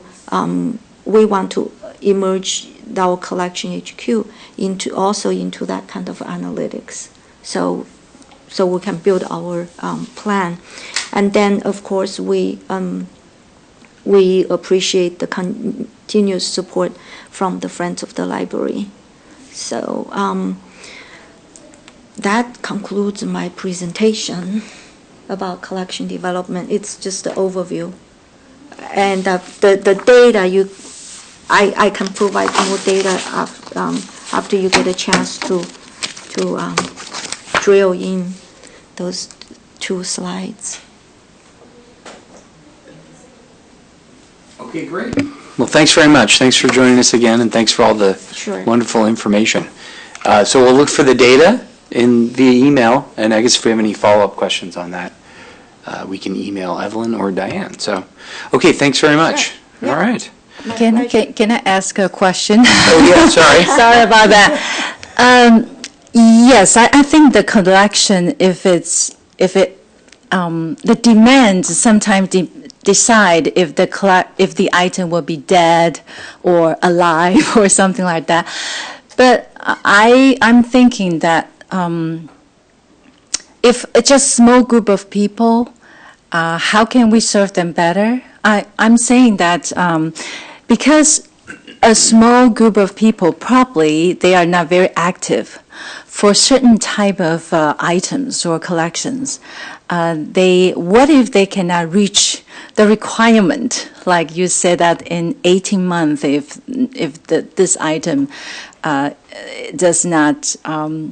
is not loaned out or something like that, then this item would appear on the dead list, something like that. So what about those small group of people? Or I should say, for the fictions, especially, a lot of people would be interested to read the popular, the bestseller novel or something like that. But what about other categories? What if those categories, if they don't meet the requirement to stay on the shelf or stay in the library? How or what we would serve those maybe I should say not very active users? Well, there are several ways. One way is, say, like our Orange Boy dashboard data and even the analytics on demand we're going to try. And especially analytics on demand, it's to reach out the non-users, as she said.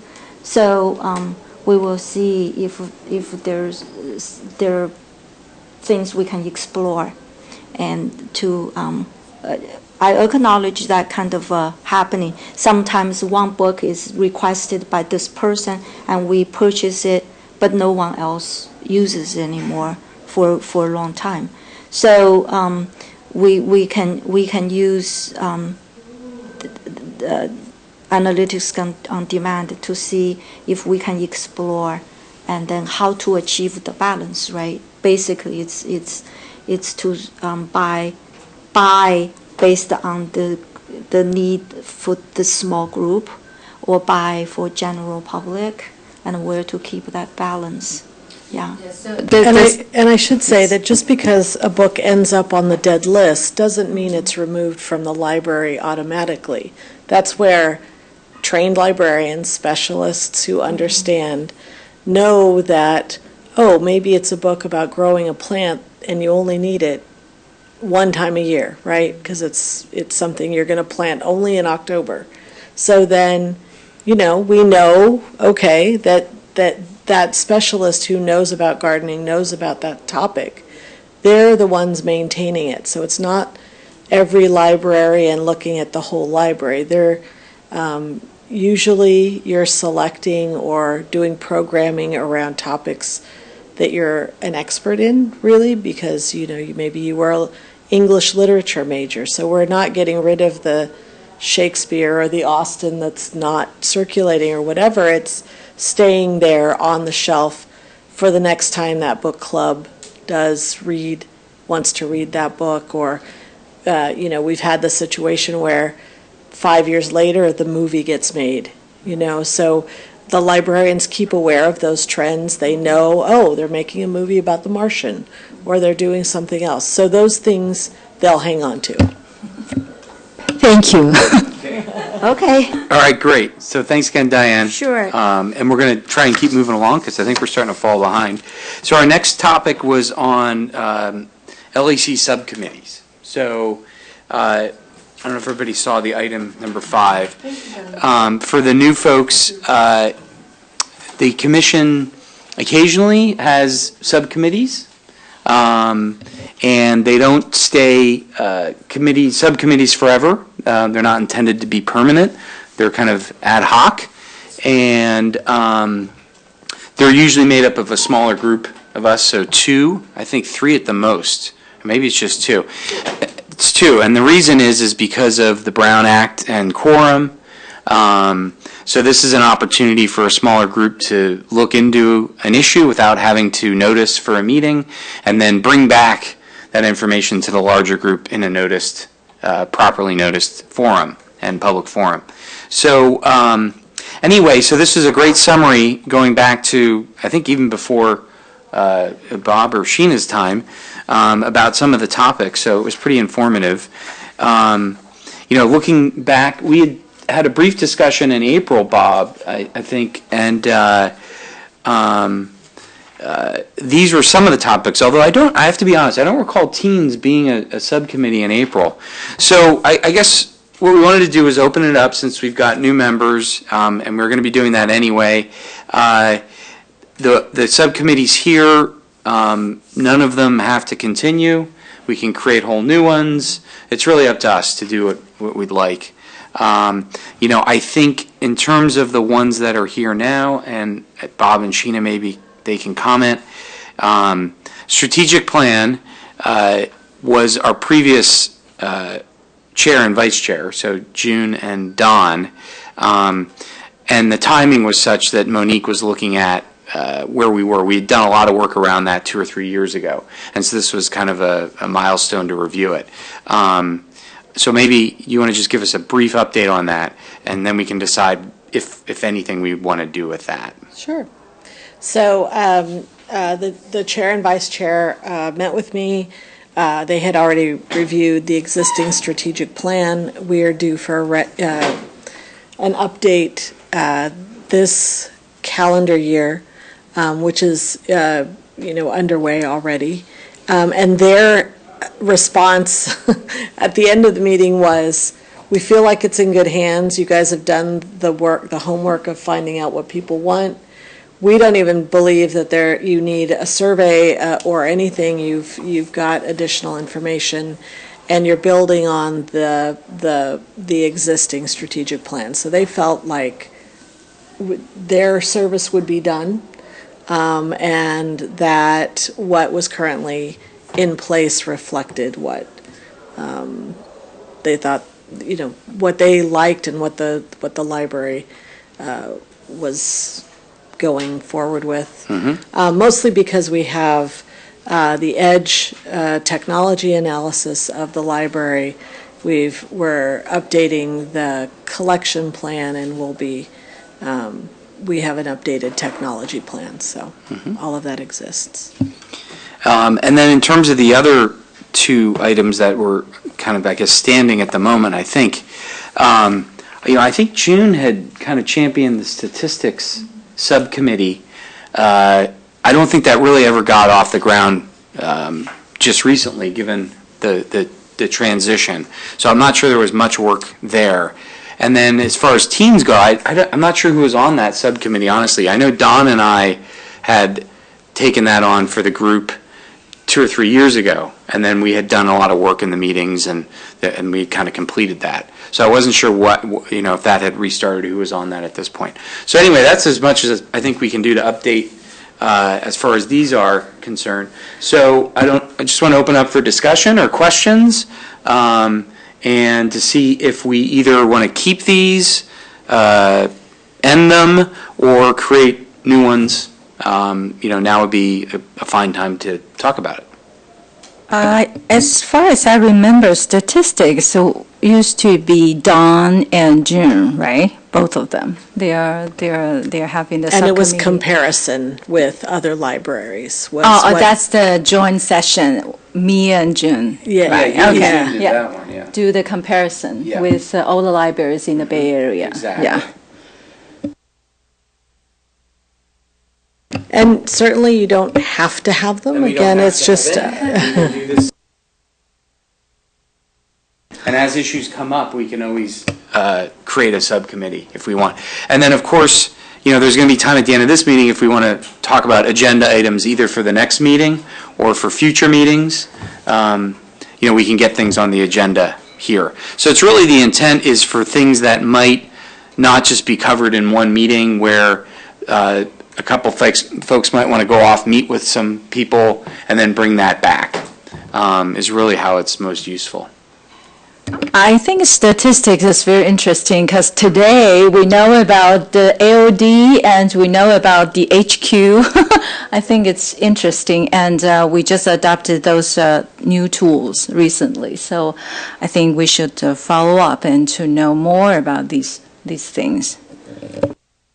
I'm not sure, like, I think having the groups makes sense when there's a purpose or a goal that they should accomplish. And so if there's a problem that we need to solve, having a subcommittee. So if you need a commissioner to help with strategic plan, that makes sense. If there's a question we're trying to answer with statistics, if there's a problem with, not a problem with teens, but like if we see that as an opportunity of improvement is in our teens, then I think having a subcommittee makes sense for that. But having a committee just for fun, I don't think we need that. The thing that comes to mind is that when we have an issue or a concern, either about the operation of the library, the facilities, working with the community, informing people, whatever, that's what generates the need for a subcommittee. For example, we had the subcommittee 4 or 5 years ago to talk about Mitchell Park, which was significant because we were spending a lot of time and money building this new facility. And what was it going to look like? How big was it going to be? What aspects we were going to have on it? And that was a real issue. You may not be familiar with it, but we passed a $76 million bond with almost 70% of the vote. And when Mitchell Park was opened, it was extremely popular. We went there for the grand opening and could hardly get in the door. So when things like that are happening, you need a subcommittee in order to make sure that everything's being addressed properly. Now, the one thing I can think of that we may want to have a subcommittee on right now is languages, because the population in Palo Alto is changing fairly significantly. And I remember a couple of years ago, we looked, what languages are the most popular in the books? You know what it was? Russian, which surprised everybody, I think 2 or 3 years ago. I don't think that's number one now. I think it's number 2 or 3, but maybe we want to have a subcommittee that looks at what languages we should be emphasizing and what types of materials we want to put out in those languages. Do we want just fiction? Do we want nonfiction? Do we want mysteries? What do we need? And does a particular language have an interest in one kind of topic, or is it general just like it is for everybody? I don't know. Maybe we want to do something. But that's one of the things I would consider looking at seriously as an issue that we'd want to consider. I have a question about, and maybe this is similar to Brigham's point about, is the purpose of the subcommittees to help Monique and her team answer a question they've had, or is it for questions that we've had that we're just trying to figure out, or is it to report back to the council? Where's the information going, and who are we trying to serve with the subcommittees?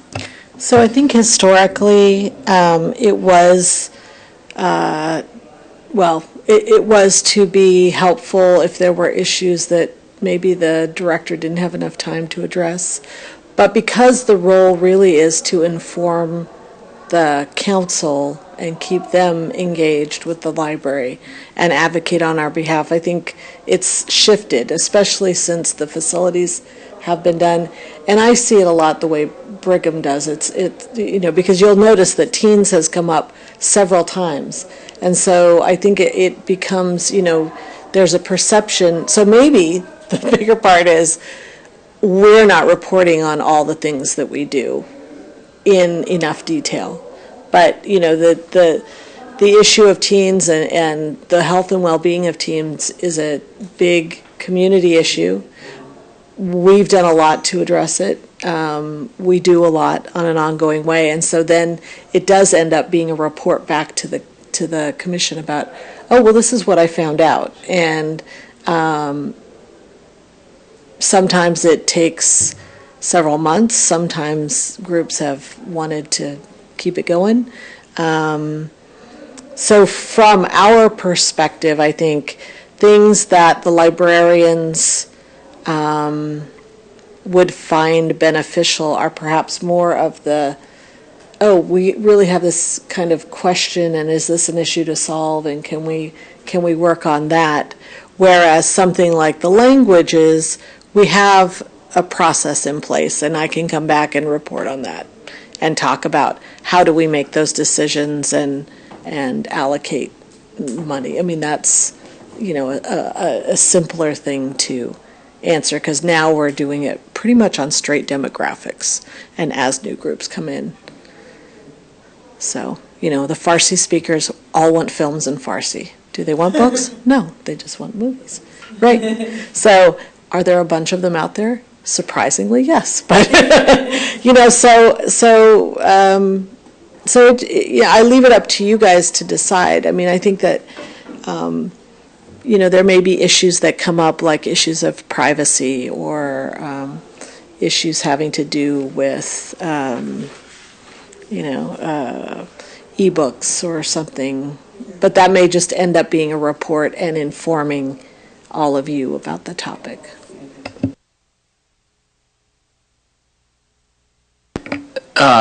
Yeah, I would think if we're gonna, I don't know what the form of it would be, but digital or ebook seems like a big kind of background issue that I don't know how we could contribute to, but if I were to consider anything, I think that would be another one. So, okay, any other ideas or comments or questions? Because it sounds like right now, we've got statistics, languages, international, possibly digital ebooks. I don't know.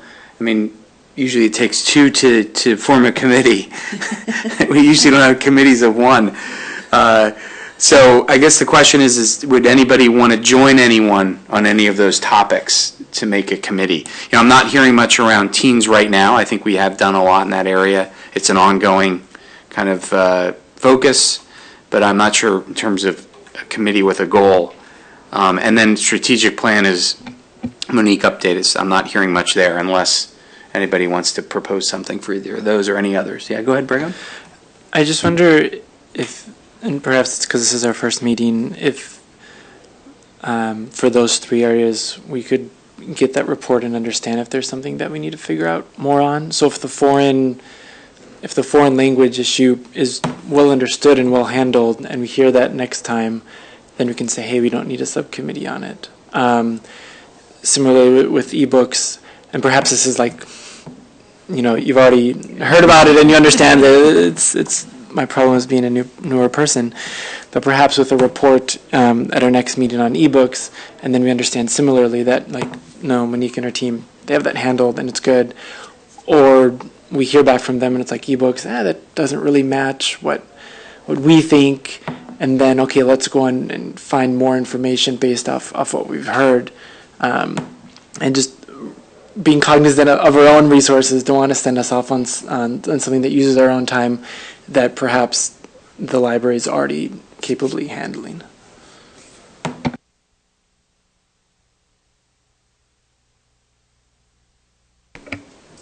So, Bob, in terms of languages, does that sound like a path for you, or do you want to ask somebody to join on that? I mean, I'm interested in that topic as well. I know Sheena is. Well, I think it's something we ought to address at least. Well, the committees or subcommittees are only supposed to last for 6 months at the most. Yeah. And I don't think this is something that we want to spend all year on, but I think we ought to at least take a look at it because the demographics of the city are changing, and different language speakers do have slightly different interests in what they're looking for in a library. So we ought to at least take a shot at it, I think. And if it turns out that we don't need to do anything, everything's being done by the staff right now and is consistent with what the public wants, wonderful.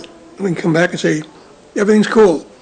If we see there's something that needs to be tweaked here and there, we can say we think we ought to take a look at doing such and such. I don't know. It's worth looking at. I think Brigham's suggestion actually of having a report before you say there's something that we should take a look at. So do you want us to do a report first, or that's the committee's purpose, is to prepare a report? I think getting a report first would be useful, because then we know whether we have anything missing, we have any questions or issues. My assumption is we're not going to have any, but I think we ought to have the data first. Sure.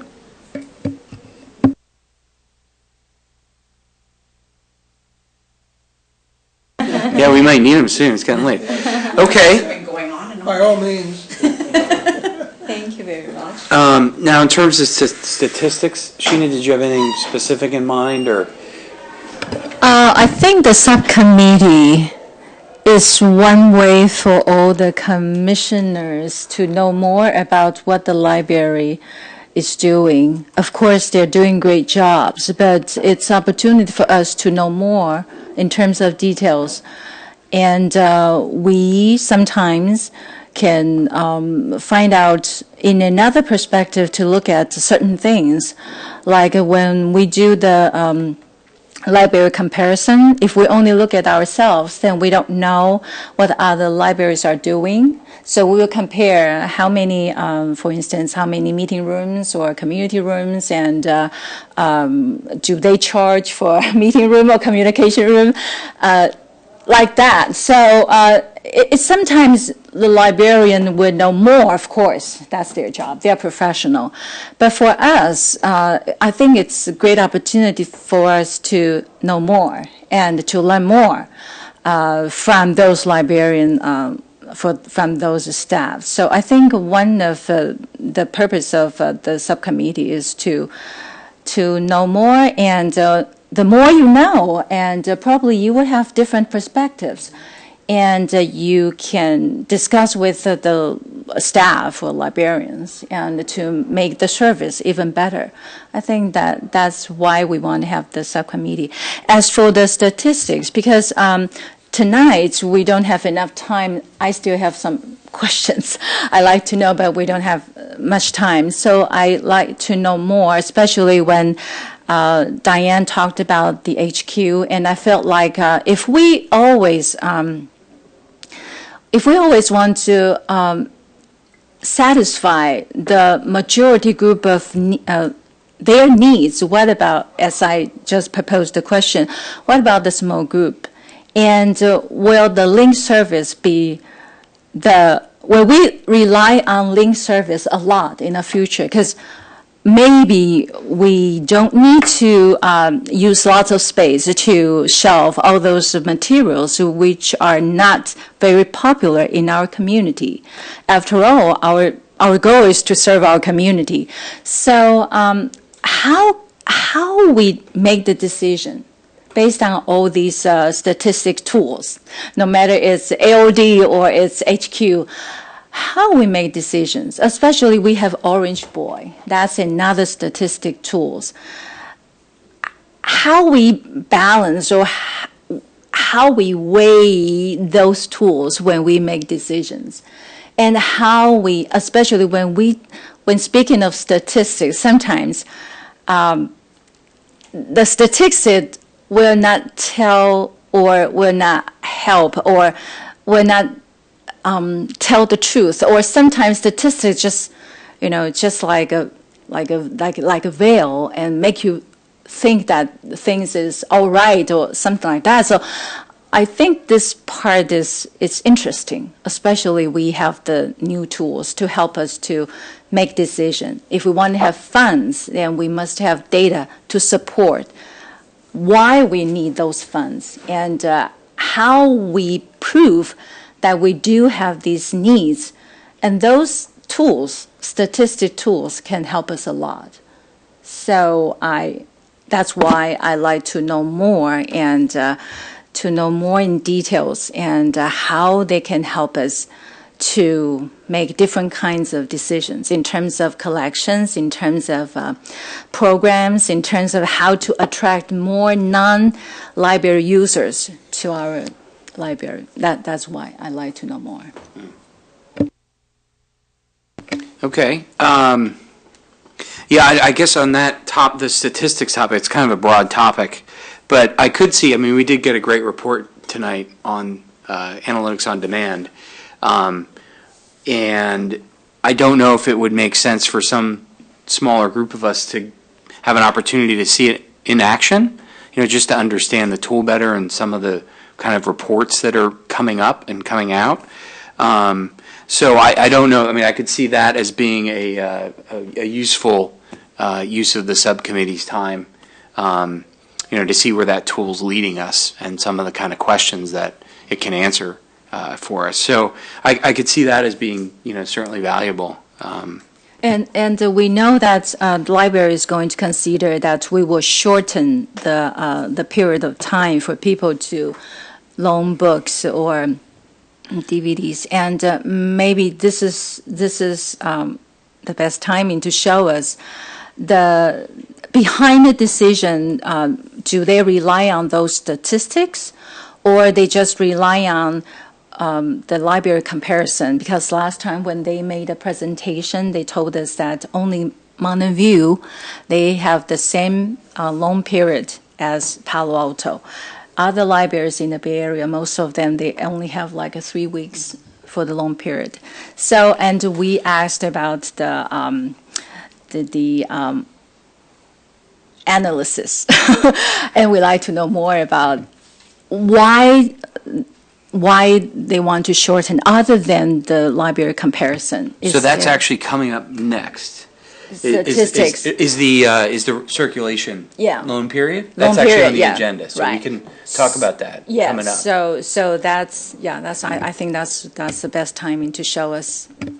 Okay, so I'm just trying to keep an eye on the clock. I apologize, because we're starting to get late here. So I guess I'm just trying to see if there's interest in any of these topics from more than one person that would want to form a subcommittee and look into it. Any thoughts or feedback on that? Well, I think, like Monique suggested, a report on digital and ebooks, and you may have heard that a million times, but for the new folks, that just understanding kind of where we are in the plan on that, and then I guess from there we could decide if that's worth forming a subcommittee. Okay, so I think that we should probably, I think there's some agenda items upcoming, which would be great. And I think digital has been, in transition and changing. It hasn't been quite a year since we had our report on digital. But since we're a new committee, it might be worth updating that and getting that on the agenda. In terms of languages, I kind of feel strongly about that, like Bob. So I would be willing to join Bob in a subcommittee. And on behalf of the group, start to look into that, work with Monique if we need to, and just to see where we are with that. And then, report back and then look into, following up. I think that's worth doing. I do think digital's important, but I think we can probably tackle it by getting everybody back up to speed. Now, in terms of statistics, I don't know if anybody, we've still got to do some work to define that, I think. There's a lot of possibilities there.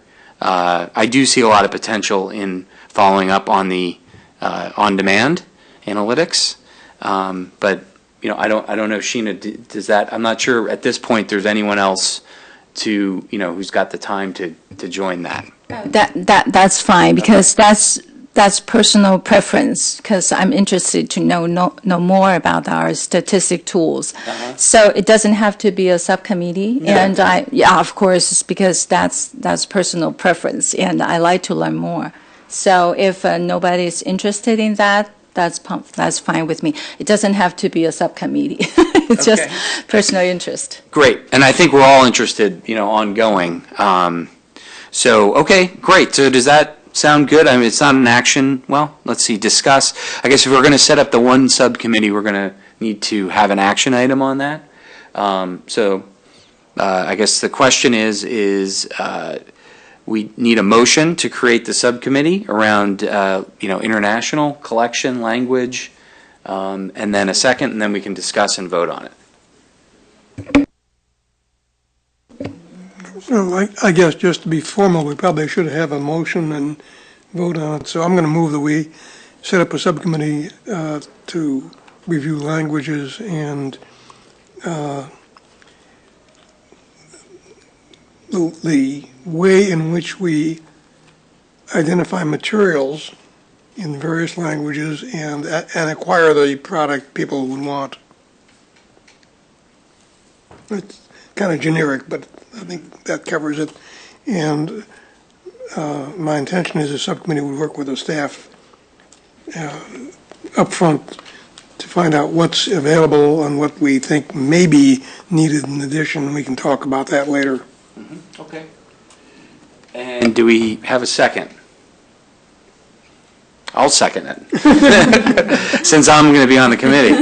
Okay, any comments or discussion on our questions for Bob or anyone else? Brigham? I think it's just, is there any thought on whether, like, for these previous committees, do we normally get a report before we create the subcommittee, or do you create the subcommittee and then the report comes from them?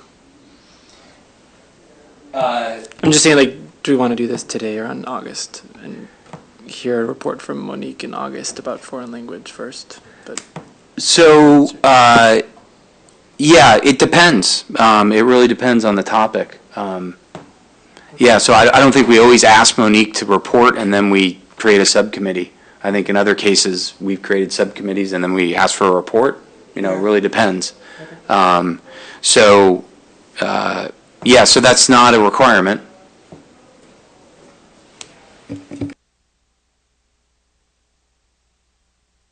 I guess we can vote. All in favor, say aye. Aye. Aye. Any opposed? Any abstentions? Okay, great. Have a subcommittee. I think, do we need to vote? Are these official standing subcommittees that you've listed here that we need to vote to disband, quote unquote? I don't know what the process would be around that. I don't think you need to vote to I don't think disband so. them. You can Okay. just thank everybody for their service. That's right. And Let them go away. exactly. Okay. So the next is the director's report.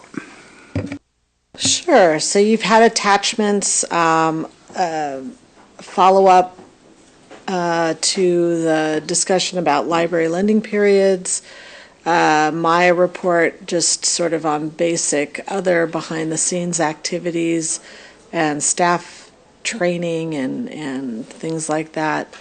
And then the April and May monthly activities reports. And finally, the third quarter library statistics, which compared third quarter this year to third quarter last year. And then if you all have paper, so if you look at the third page of the agenda, you see the additional information. All of those things are attached, which could, I could say, hey, this is part of the director's report, but we have all the public letters, publicity materials, and anything that's gone to council that relates to the library. You're free to, or welcome to ask me questions either in the meeting or separately if that's, of interest or you want clarification. So I didn't have anything that I wanted to necessarily highlight. You do also receive emails throughout the 2-month period, so you see things that are going on. And if you have any questions, I'll be happy to answer them. So were you going to cover the circulation loan period? This was a follow-up. I mean, I'm these were answering some questions that you had. Ultimately, making any library changes to operations or policies is up to the library. We like your, advice and opinions. It's still up to me. And we hope that you would, we try to find something that, okay, if that's a concern of yours, then why, and that we understand it, and we may not make the change. The other thing to consider, too, is that then people who complain to council members, and they're your council buddy, you can intervene and discuss with them what the reasoning behind it was, those kinds of things. So I am happy, we're still having this discussion where we have not made a decision. We took into consideration the comments that you had and provided some more information, but if you have additional questions, we're happy. You mentioned in it about the auto renewal, and it said that you were exploring it. I was wondering if there's an update on that. There was no update yet on the auto renewal piece, I'm afraid, so that's part of the reason we haven't actually done it, but. Do the other libraries auto renew? Not all of them do, some do, not all of them. And is that a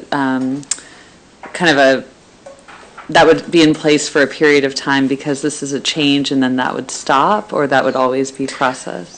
Some libraries always do auto renew until they reach the maximum, whatever they've set it at. So if you say, we'll auto renew it 4 times, then you would essentially have had the item for 12 weeks.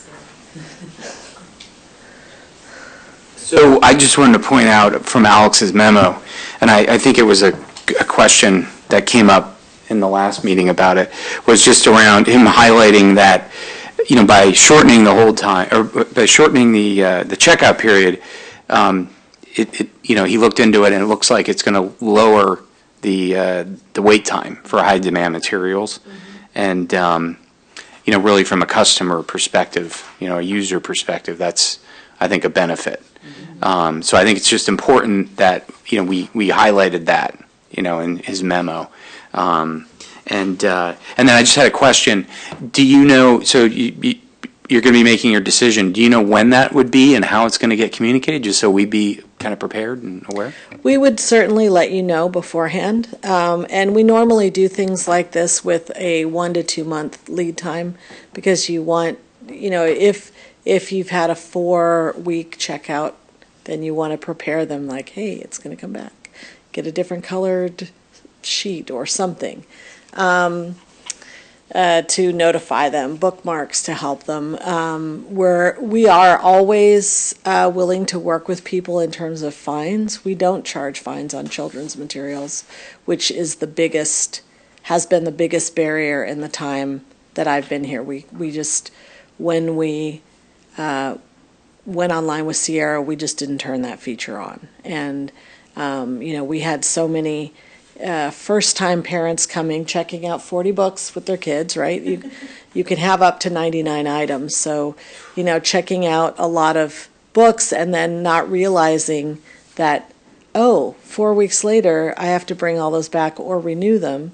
And, when it was 10 cents an item, you're looking at $4 a day or whatever. So, it's a week overdue. That was, it adds up. And rather than have that be an issue, we just didn't turn that feature on. And, the library only initiated fines in 2009. We actually didn't have them. Many libraries around the country have done away with them. So, shortening the time period is another way to ensure that we have greater rotation, greater turnover of the materials, and again, we're happy to work with people. We want people to use the library and check those books out.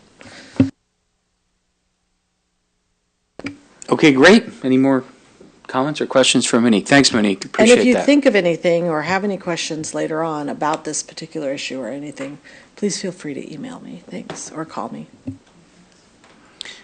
Okay, great. So our council liaison is not here tonight, so there's no report. We're going to make up some time there. And she did say she was sorry she was held up at a function that took longer than she expected, and she expresses her welcome to the new commissioners. Great. All right, so any commissioner reports? We do have a note about the ALA. Did anyone attend that, Bob?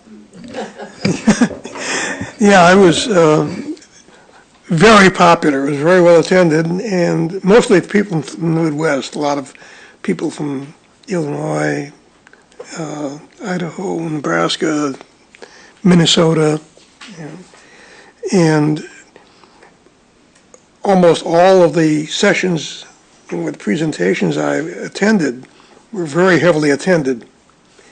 And one of the ones in particular, one of the problems was the place sprawls. It's huge. And the hotel and the conference center are on the, well, they basically take over a street. And it spread out along the street on both sides for quite a ways. And it was, let's say, a real exercise getting from meeting room to meeting room at times. Yeah. And one of the problems was that I'd be attending a conference or talk in this end of the conference center, and the next one I wanted to attend was at that end of the conference center. It could take 10 minutes to walk over there. And in each of the time frames, there was at least 2 and sometimes 4 talks that I would like to hear. So it was hard making a decision which ones I was going to listen to. But there was a lot of very interesting information, and I'll just give you a couple of samples. The Omaha Library was talking about subject librarians who concentrate on just a specific topic. And some of the examples were technology, urban gardening, civic engagement, literacy, just a whole range of things. And she gave a description of what the subject librarians were called upon to do and how they had to respond, which I thought was quite interesting. And then there was one that graphic memoirs, how nonfiction graphic novels bring real lives to life. And that was also interesting because they had speakers that talked about what's called true fact books and how that got the community involved and interested and how the books were received and discussed back and forth. And there was another one from, I think it was Idaho. No, yeah, I think he was from Idaho. I'm not sure now. But he was talking about how they tried to get the community more aware of what the library offers, the facilities, the materials, and so on. And so they tried doing some outreach and some advertising. He said it didn't have very much effect. But he didn't go into a lot of detail about what they did and how they did it. So I can't say what he tried and failed and what might have worked if he tried it. But it was interesting that they were going out to reach out to the community. They felt that that was an important thing to do, and it didn't really work for them. There was one on lies in the news and how librarians can counter it. I couldn't get into the room. It was jammed. They had people spilling out into the hallway. Did you go by there? I didn't go, but not by that one. No. Yeah, that was one that I was looking forward to, and I couldn't get in. But I thought that was kind of interesting. There was an awful lot of interest in some of the talks, and as I was saying, I don't think any of the talks I went to had less than maybe 50 or 60% of the seats filled at least, and a lot of them were 80 or 90%. There was a lot of attendance, and the exhibition hall also did an awful lot of business and an awful lot of attendance. Our daughter had her bookstore, Creston Books, she's a publisher, so she had a booth there, and she sold almost all of her books in a day and a half out of the 3 days. So it was a very interesting and very informative event, and I thought I got quite a bit of information, but I'm not going to spend a lot of time tonight trying to go over it all because it's days and days of going to the meetings and talking to people in the exhibit hall. I can't spill that all out in 5 or 10 minutes. But I will say it was very interesting, and I was impressed with how many people showed up at the meetings. What did you think?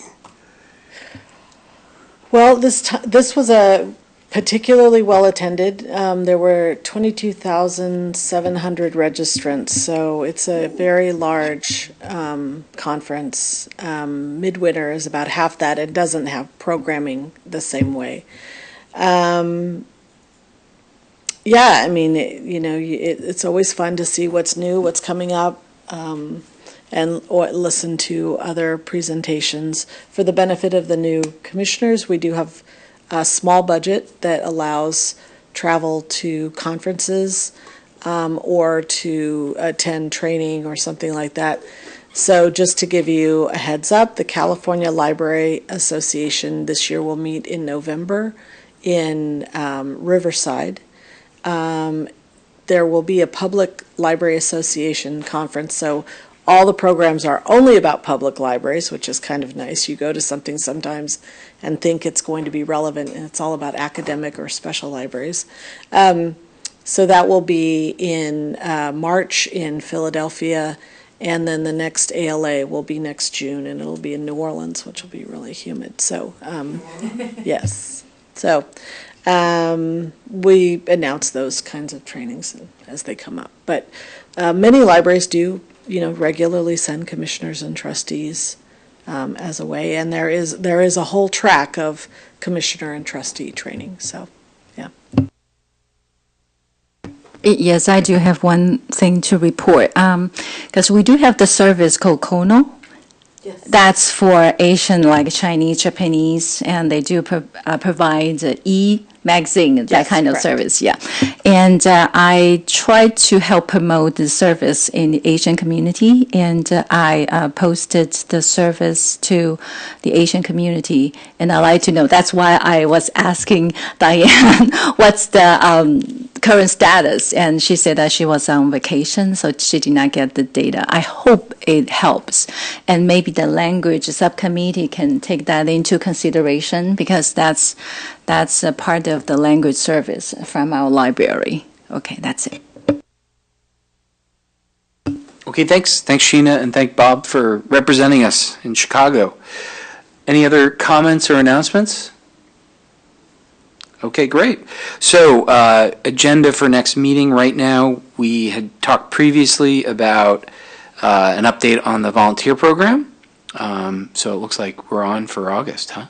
Sure, Gayatri will have, what we've done and where we're going. Great. And then we talked about digital / ebooks. I don't know, do you want to get back to us on that, when that would work for you, if it's August or you need more time? Yeah, or no, I'll put something together for August. That's fine. get us kind of up to date from the last. Sure. I think what I'll do, because Kono and other products are so interesting, we'll put together a list of the things we subscribe to. We'll talk about some of the changes that are coming up, some initiatives that we're trying, or not we're trying, but like California's working on Simply E, things that'll make it easier for users, because we feel just as badly as you do when you can't download your ebook or stream something. And then we'll talk about a little bit about some of the changes that are coming up. For example, we're going to have to limit Hoopla because we've allowed unlimited, but we have a lot of use from all over the state of California because people know ours are unlimited. But the costs have gone way up. So we're looking at that. And then we'll talk a little bit about, again, where the state of the state of the business model and what we're seeing is. Does that seem reasonable? That sounds good to me. Any Okay. thoughts or questions on that topic? Ebooks, digital? And also, I don't know, because when I look at the data, it says that the virtual visits dropped dramatically. Yes, and I can explain that to you exactly why that happened, because last year, the California State Library, for the first time, was asking questions about virtual visits compared to ebook and downloadable use, and they defined them differently than we had been defining them. So now we are collecting the data to match what the state library will be asking for in its report. So the use is not down because people aren't using it, it's because we're counting them to match the data that we're required to report. So what's the definition for virtual visits? I can get you the language from the state report, I don't have it. But each item, and some years it changes year to year as they refine the statistic. So I'll be happy to get that for you from the state report. Okay, thank you. So any other agenda items, either for next meeting or for future meetings? Just as a comment, I'll mention that I picked up dozens of books at the ALA convention. A lot of publishers were giving them away, and I'm giving them at the library. So Thank you. I was amazed at how many, let's say, offers the different publishers had. They're advanced readers' copies, so we don't add them to the library as part of the collection because when they are published, they may have been changed. Oh, the ones I gave you are final copies. Oh, okay. I got messed up with that too. I picked up, and I've got a bag of them. If you don't want them, I'll just keep them. But I picked them up, and some of them very fine prints where you hardly can read it that says, "This is the dance copy. Right. Hasn't been edited." Right. Okay. So 8 or 9 of the books I got more than 30. Bob, should we add on the agenda some time for you to talk about the ELA in August? Would that be a good idea? You know, what it basically says is this is not a final copy. I just meant of like all your findings of Yeah. what you found. Do you want to share? He wants to know if you want to do a report. Pardon me? He wants to know if you want a report, to do a report on ALA as an agendized item. We'll put you on the agenda. Separately, I could if you think you want more information. I can put something together from the talks so you get more data on. Yeah, I think the items about the books, we'll go pick them up. Yeah. And we appreciate it. Okay. Okay. Okay. Why don't you and I talk about it then? Yeah, we can talk more about it Or at you the can talk next to meeting. Doug about what the format might be. Everybody, thank you for staying late. We need a motion to adjourn the meeting unless there's other comments or questions. Second, anyone opposed? All in favor, say aye. Okay, great. Thanks, everyone.